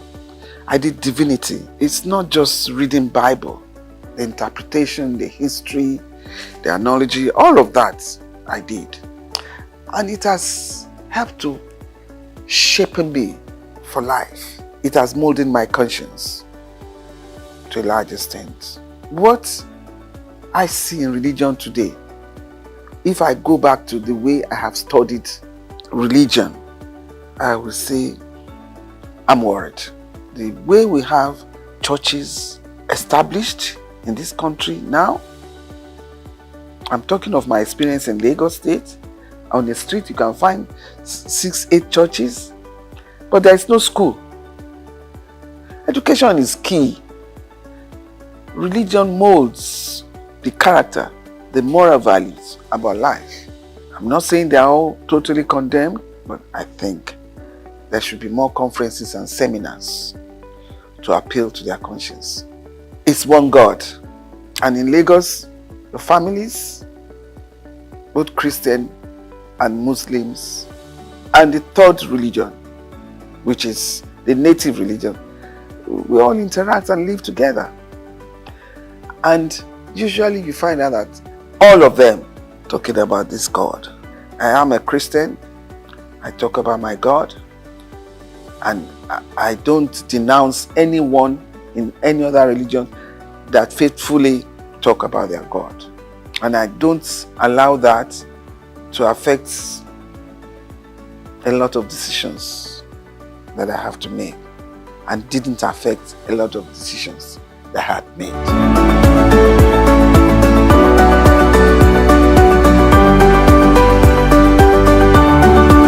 The expectation is too high. We are still a developing country. The awareness of covering up your risk is not too much there. In terms of life insurance, in terms of property, people are not still there. People don't cover themselves well enough. They take unnecessary risk. I'm glad Lagos State Governor is saying everybody must have a health insurance now. That, again, will expand the scope of the insurance business.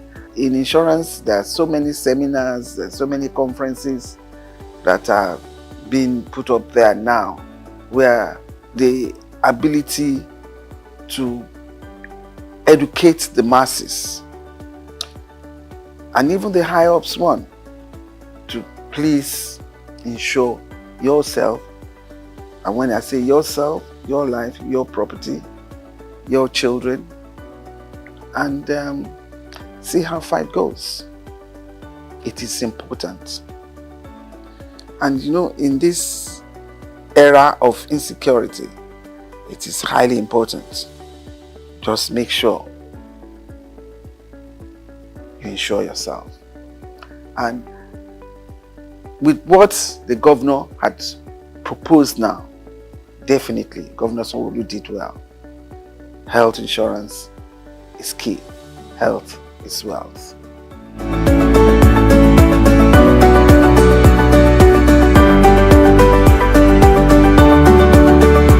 First and foremost, inflation all over the world has gone haywire. So it's not peculiar to Nigeria alone. Those who live in the Western world, they're crying hula baloo about the price of petrol, the price of even eggs. So it's not just Nigeria. Let us wake up and see that we're in a global world and everything is intertwined. The issue of the central bank now trying to manage inflation, these are not easy times all over the world. They're not easy times. And when I say we are a developing country, we are still trying very hard.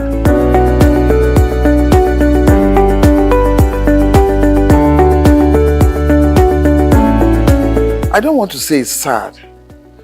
It depends on the environment. You know, you can't just bring UAE here into Nigeria.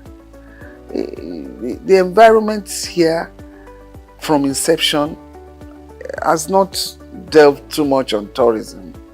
The tourism is just go on holiday and go back. The beaches are there. And even from 1999, they are trying to redevelop along the beach so that tourist activities can happen. And I'm sure they're still on it. You need tourist attraction where you have every aspect of life when tourists come over.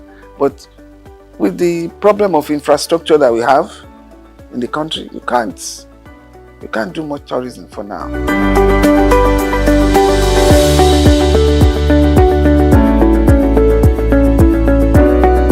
It wasn't easy, but as I said, once you try to be a bit methodological about it, then you get by.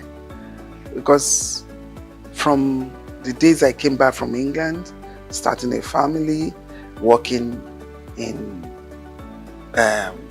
large corporations, you just ensure that the home front solidly settled.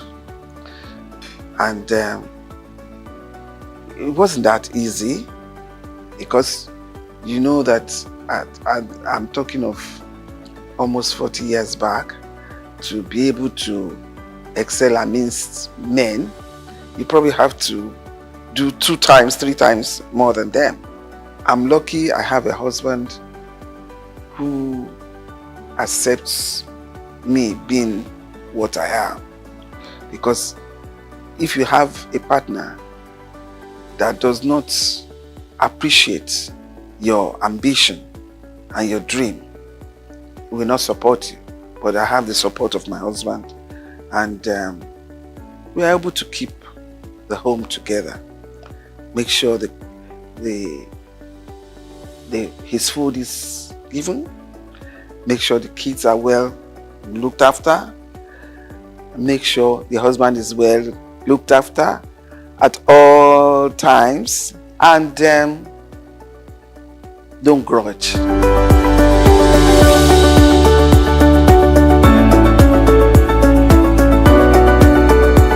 I try to give myself to people in terms of needs. I try to recognize people's needs, and at the moment of that need, I try to help. And it's a legacy I try to sound to my kids at all times. Recognize needs at that point and do it. Because at the point that you recognize it, if you don't offer the assistance, it may not be meaningful again. But if at the time that a need arises and you can do it, promptly do it. And I cannot manage people who are not sincere. I cannot. And that is the only thing that bothers me about life. And then once I find out that you're not one way, I make my U-turn and I don't go back again. And that's one thing I have learned, I have seen, and I'm trying to learn from Mr. President Bola Tinubu. The way he can switch from being so hot and then swim as if nothing happened and carry on. That is tough for me. And I hope I'll be able to, within the space remaining, I'll be able to copy that. At the same time, I like hardworking. I recognize people who are hardworking, who are intelligent, and I recognize people who are hardworking and need to be helped in terms of training to be a better person. And I like fun.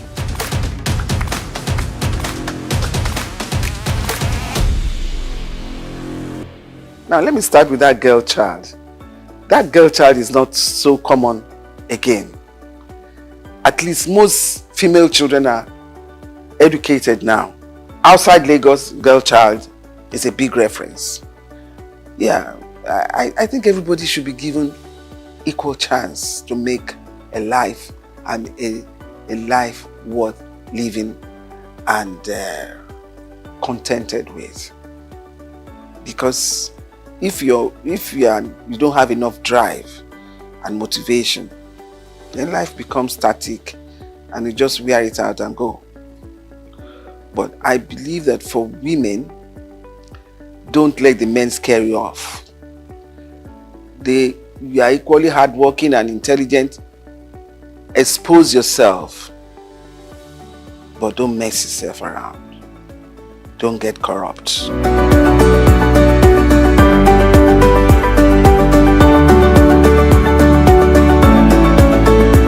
Do unto others as you want others to do unto you. And there's one good prayer. Everybody that knows me, and I always say, my God is a just God. His judgment is always fair. So whoever hurts you, attacks you, leave them to God. He's a fair God. The judgment of God will come. Just move on and pray that in your lifetime, that judgment comes up. My favorite food, I like eba and ewedu. I'm an expert in cooking. I love cooking, and I tell you, I can challenge anybody to come and compete with me. On that level, I score a good card. But I love fresh fish, with ewedu and eba. I'm not too much of an amala fan, and my favorite color is green. Or it's green, but with that green, I love bright colors. Even jewelry, it has to be bright for me, but still worn in a conservative way. As loud as whatever I pick may be, I still give it a conservative umbrella. I love to dance. I'm a good dancer. I love to socialize. I'm a good mixer, but highly disciplined.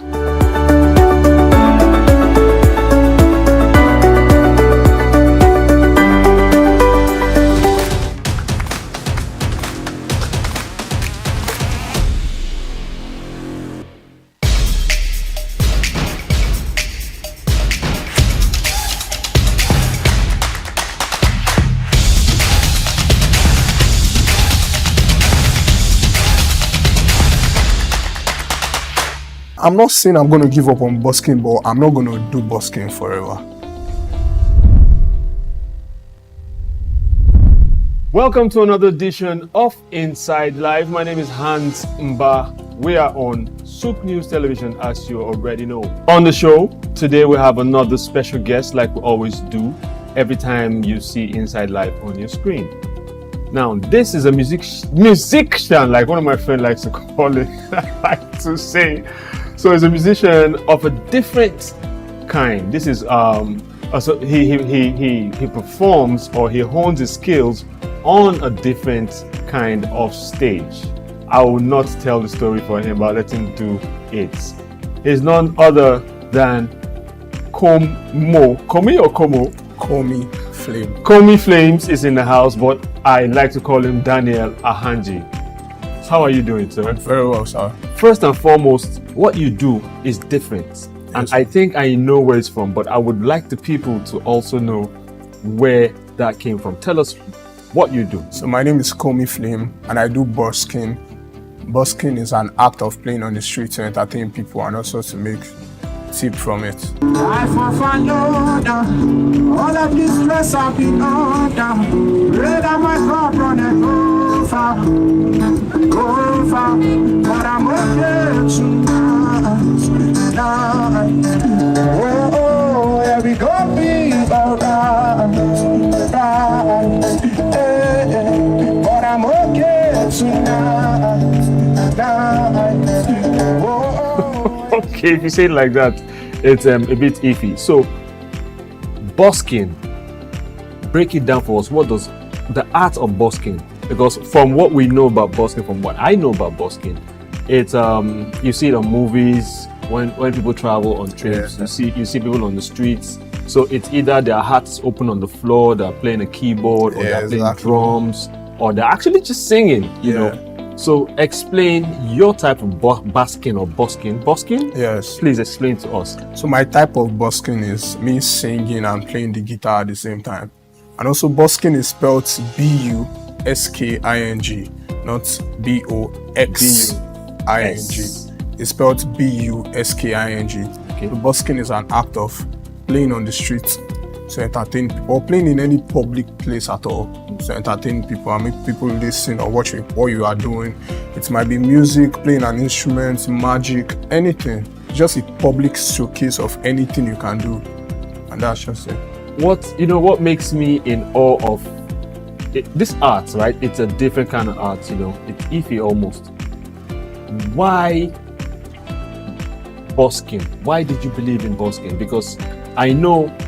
From around here, I've been around a while. I've been around music circles. I've been around, entertainment for a while. Yeah. I've never seen anyone do busking. In this part of the world, right? In this part of the world. So I really we want to get into your mind space. How long have you done this for, by the way?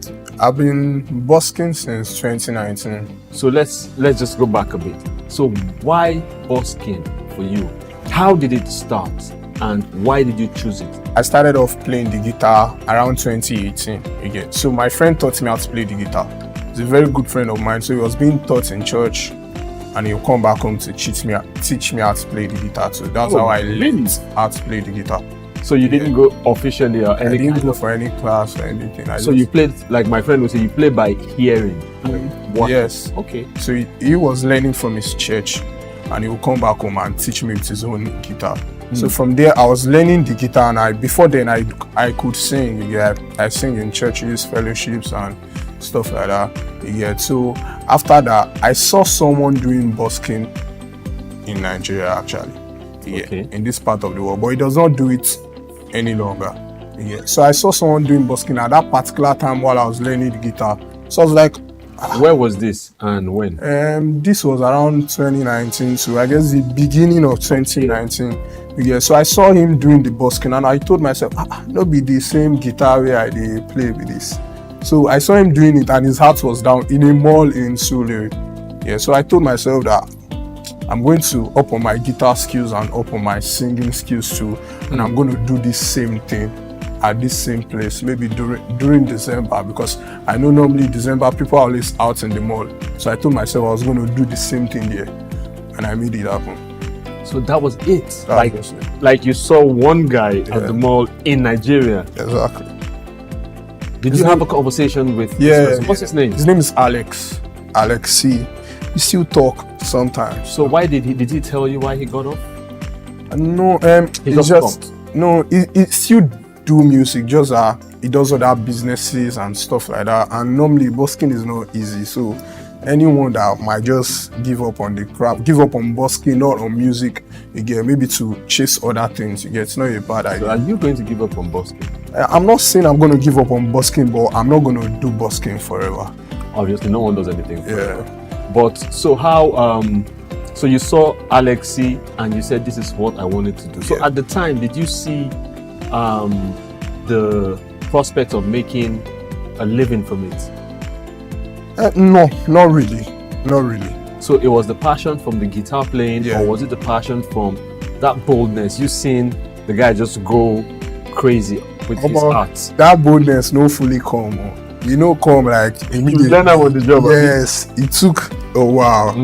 Yeah, that boldness no fully come. But I just told myself that this person is doing this thing. I could also do the same thing. Yeah, and over the years gone, I've even done more than he has done.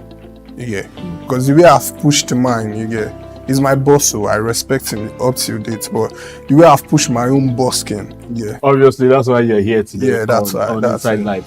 So now, 2019, you saw Alexi, you're like, I can do this. So how has it been from then till now? Because I know that I've seen you do your stuff from malls to street corners. Yeah. From the island to the. Have you done any busking outside of Lagos? No. So I've seen you go, because I like to say, yeah, your stage is different, right? Yeah. I've seen you. So what are the places you have done your performed, and what's the experience like? I've performed at different places. There are some places I just even performed there only once, and after once I did not You go haven't there gone back there for a very long time. But I've tried out different places on the streets. As far as it's in Lagos, yeah, I'll try my best to make sure I get to that place. Yeah, on the island, at malls.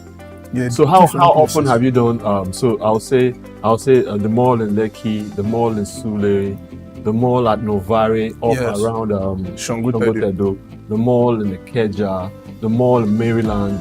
Yeah. So what are the experiences like from each of these malls? And where do you frequent and why? Okay, currently, where I frequently play at is Tejo Shoyaba. I missed that one. Yeah, Okay, that's Tejo a place Shoyaba. with the people will Yes. Yeah. Obalinde currently, and some places on the mainland. Yeah. I do Oshodi too sometimes. Yeah. I do Sulere too. Sometimes I also go to the island. Yeah. Most times if I go to the island. Yeah. Why did you add most times? Because there's no I can't really say it. Come on, Flame, I know why. Okay. You won't say why, but I'll tell them why. Yeah. So how much is the most you have made from basking at any of the malls? Tell us the truth though. Any of the malls. Let's say, should I disclose this? I make money. I know it's private information, but Yeah. if you would speculate, that's fine. But because I want to be able to see more people, go basking. Yeah. So that's why I feel that information is privileged information, as well as information that people, need to know. Yeah. You might not be specific with the numbers, Yeah. but we want people to. So, busking on the streets, yeah, I can't say for you though. It's depending on your craft, but I could say you could roughly make from 10K to any amount, maybe 500, 200, 300. I like that margin. Yeah. Okay. Because it can be good today, And tomorrow is going to be I bloody. know, because Yeah. I've seen some basking and I'm like, Yeah. dude, you guys help this guy, do something. Yeah. So which of the malls have you performed more frequently at, and why choose those particular malls to go back to? The malls I perform, the malls I can say I really perform currently, frequently, is the Palms Mall. You get? I do there most times. Okay. Yeah, I guess that's the only mall. And Novari Lekki Mall. But it's been a while I went to Novari Lekki Mall. But I do Palms Mall frequently. You get me? For now. Why? Is it because of the because money? No, not because of the money. Because they The appreciate people appreciate what I do. That's where I was going to with that. They appreciate and they always welcoming me. So how do you know that they appreciate you?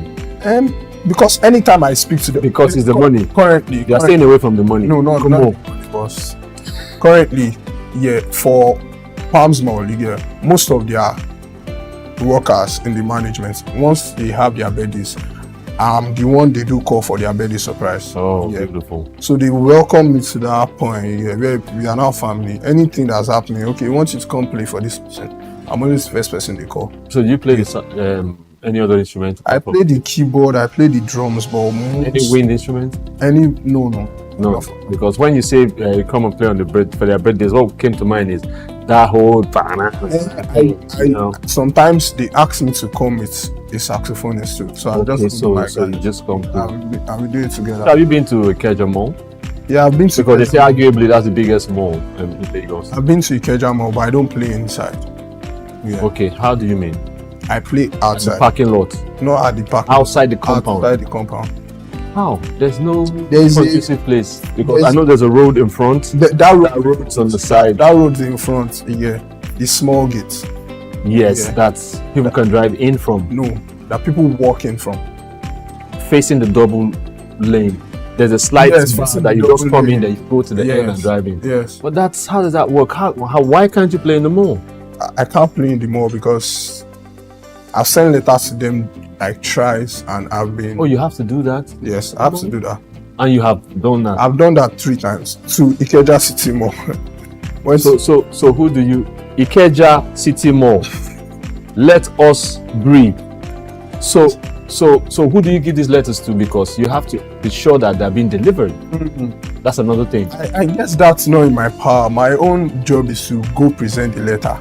Yeah, and it's I get your power to give it. If you come, for instance, you come here and downstairs, you walk across the road and give someone a letter. I go to the central management office. Okay. And I present the letter to the secretary I find that seat at that particular moment. Yet sometimes if I go now, the person I'll meet there when someone I do else. the ceremony, it's someone else. Yeah. But what I know is I've sent my letter to them 3 times. 3 times. So this is the same thing you've done and at I got 3 no's. They've been responding to you and they said no. No. Is there a reason why? They said it's not done in the mall, that they can't do such a thing. Did you tell them about other malls where you perform at? Of course. They said if I could do it there, does not mean I could do it here.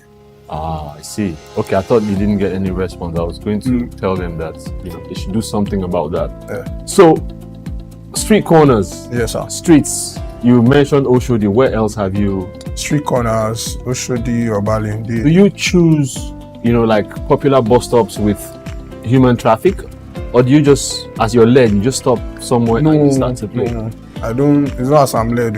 I'm strategic about it. Right? Yeah. So, if you get to a place, just like Lagos is Lagos, right?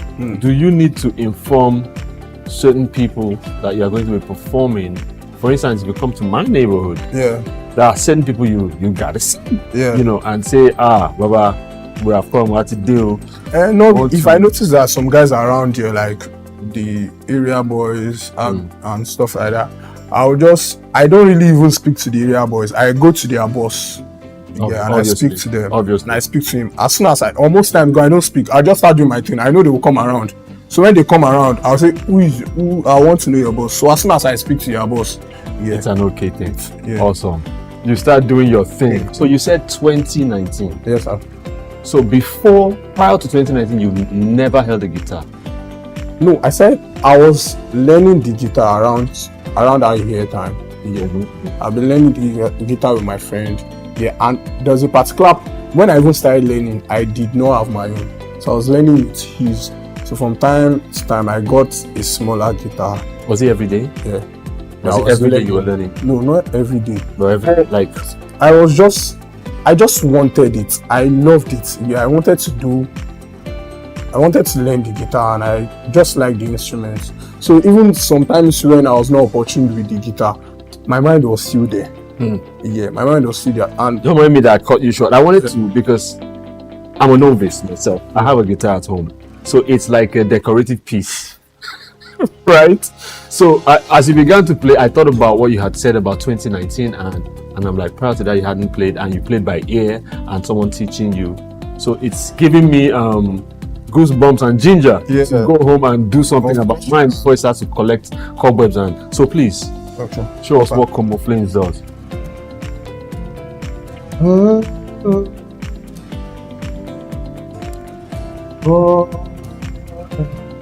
Happy no fair to me. Say I never call you through it. But I hope that you are well. I hope you're my better. Every day I dey pray for you. Make you Papa God bless you. See I don't forget you. Say I go forget you. See my shoulder. Make you rest up on me. No, I got you. Now me be your friend. You man don't shoulder. I don't keep some for you. No go so far. Cause anything I did not for me and you. Yeah. How are you, my friend? How do you do, my friend? I know sometimes it be like say nobody send you down for another. I there for you, my friend. I wish I had a studio audience. I love it, and I have to play this instrument. I'm sorry. I because something stood out for me. You talked about you wanting to do it. Yeah. There's nothing beats passion. Mm-hmm. Nothing beats passion. I hope I am passionate enough to drive this and want to do it. So okay, I would like to say something. Like it's not about the money, for real. It's not about the money because I've seen. You just took the words from my mouth. I was going to go there again. I've seen my growth over the years. The first day, the day I got my first guitar, which was the smaller one, while I was going home, someone in the bus paid for my transport because he just saw me. I got a new guitar and he was talking to me. I was like, "You just got a new guitar?" I said, "Yes." Then he paid for my transport and he told me, hopefully one day I'm going to pay to see you at a bigger show. And at that particular point, I did not know what he was talking about. I was like, I just want to learn. Does he want to see it? I just want to learn this thing. You want to see me at a bigger show. But up to now, I don't know who that person is. If I see him by the roadside, I won't be able to recall. But he said something and everything. Now it's beginning to make sense to me that it's moving from a hobby to a career this time. And that's just it. That's amazing stuff. Amazing stuff. So, from when you started to play to now, how long have you played in the streets and the mall? Like, how long has that been? Most times when I get jobs, due to the fact that we don't have any Now, do you get called? Yeah. To events and stuff? Of course. Oh, okay. To bars, restaurants too. So most times when I get jobs like that, maybe I'm playing in a particular mall this time, I'm playing in a particular restaurant this time, and in as much as the place might be paying me, due to the fact that we don't have any written agreement, I just know that I'm not going to be here for too long. I've never even played at a place for a year stretch or a 6 month stretch. You're a traveling man. Yeah, so I move as soon as this one just next month you get. So most time the only deal I've gotten that stayed very long was the Landmark deal.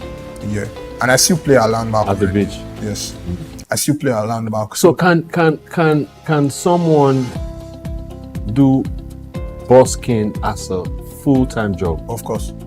Speak on it for a little bit. So a person can decide to brand himself as a busker, not even as a recording artist, but as a full-time busker.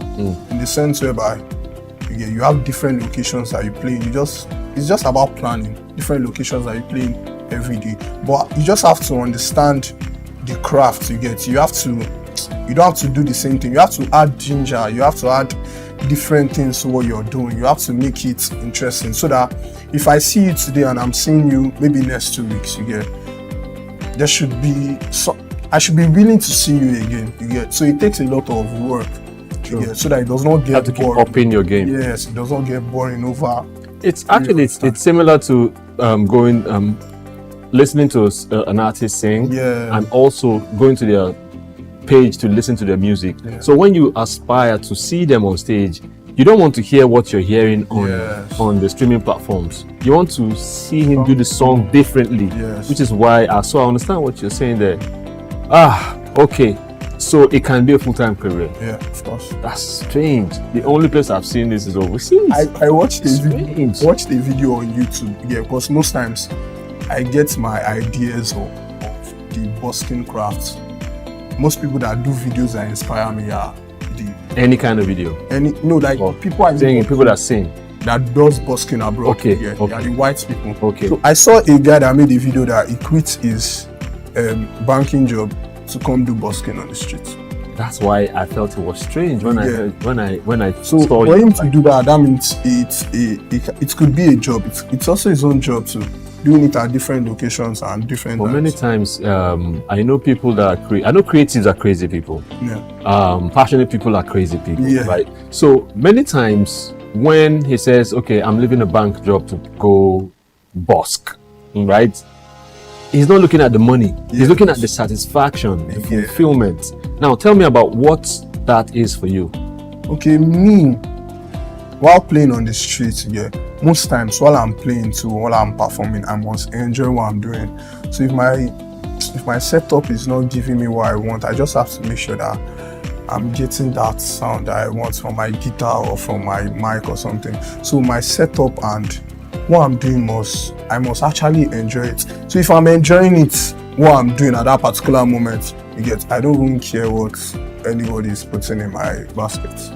I'm alright. But there is a basket. Yeah. Well, you see, what I pick from that is when you're enjoying it, it radiates. Yeah. People can tap in. Yes. I've seen someone I was sharing earlier. I've seen someone that was, busking, and his heart was just there, eyes closed. He was just playing away, And this lady came. She looked at him. She got out her phone. She recorded for a while, and next thing, she obviously didn't have cash to give. Yeah. Next thing, she walks up. She walks up to him behind him and just gives him a hug. Gives him a tight hug and just walks away. And for someone like that, that's all the fulfillment for that day he's good. Exactly. He might as well just help that woman. Maybe it's a motivational song he was singing or a prayer both song. ways. True. He has just done something. Wow. Yeah. Call me Flames. Yes. Thank you for being on the show. Thanks. We hope to have you again. Thanks. Right? Keep doing what you're doing, because one of the things that we commend people on the show about, and I do personally as well, is when I see people that are bent on their passion, people that are driven, people that don't need motivation. Of course, we all need motivation. Many times it doesn't come from outside, it comes from within. Yeah. Sometimes you just wake up and you just don't want to do that thing. You don't want to do anything. But that little voice comes and tells you, look, dude, this is you. Yeah. And people are waiting to see you manifest, So I must commend you.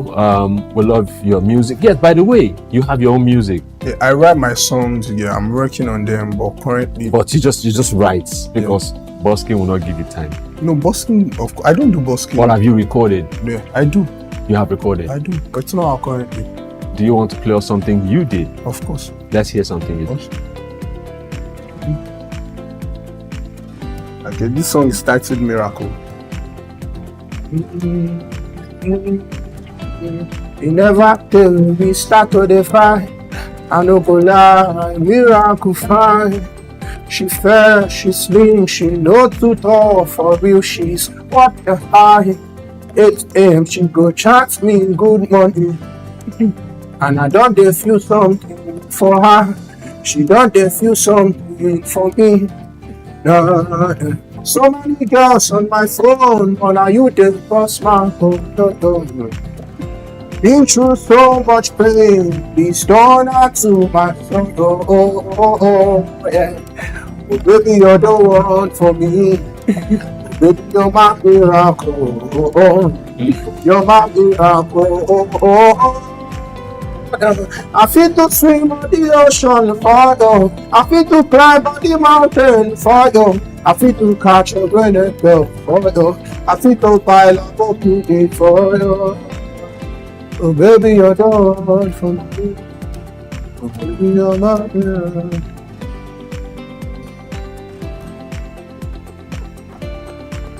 Daniel Ahanji. Yes, sir.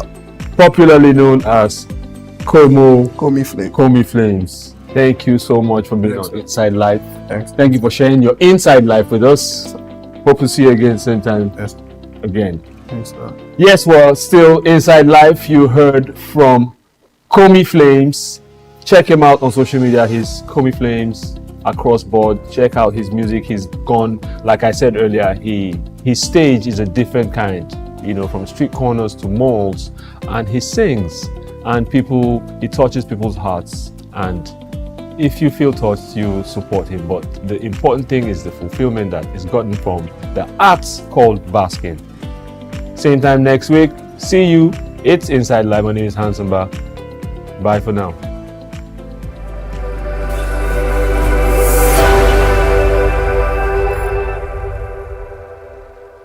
We've got just what you need right here at Femi Wash Media. Call it the Midas touch and you wouldn't be wrong. Let us record, produce, mix and master your audio like nobody does. Reach us on our contact today for the best quality job.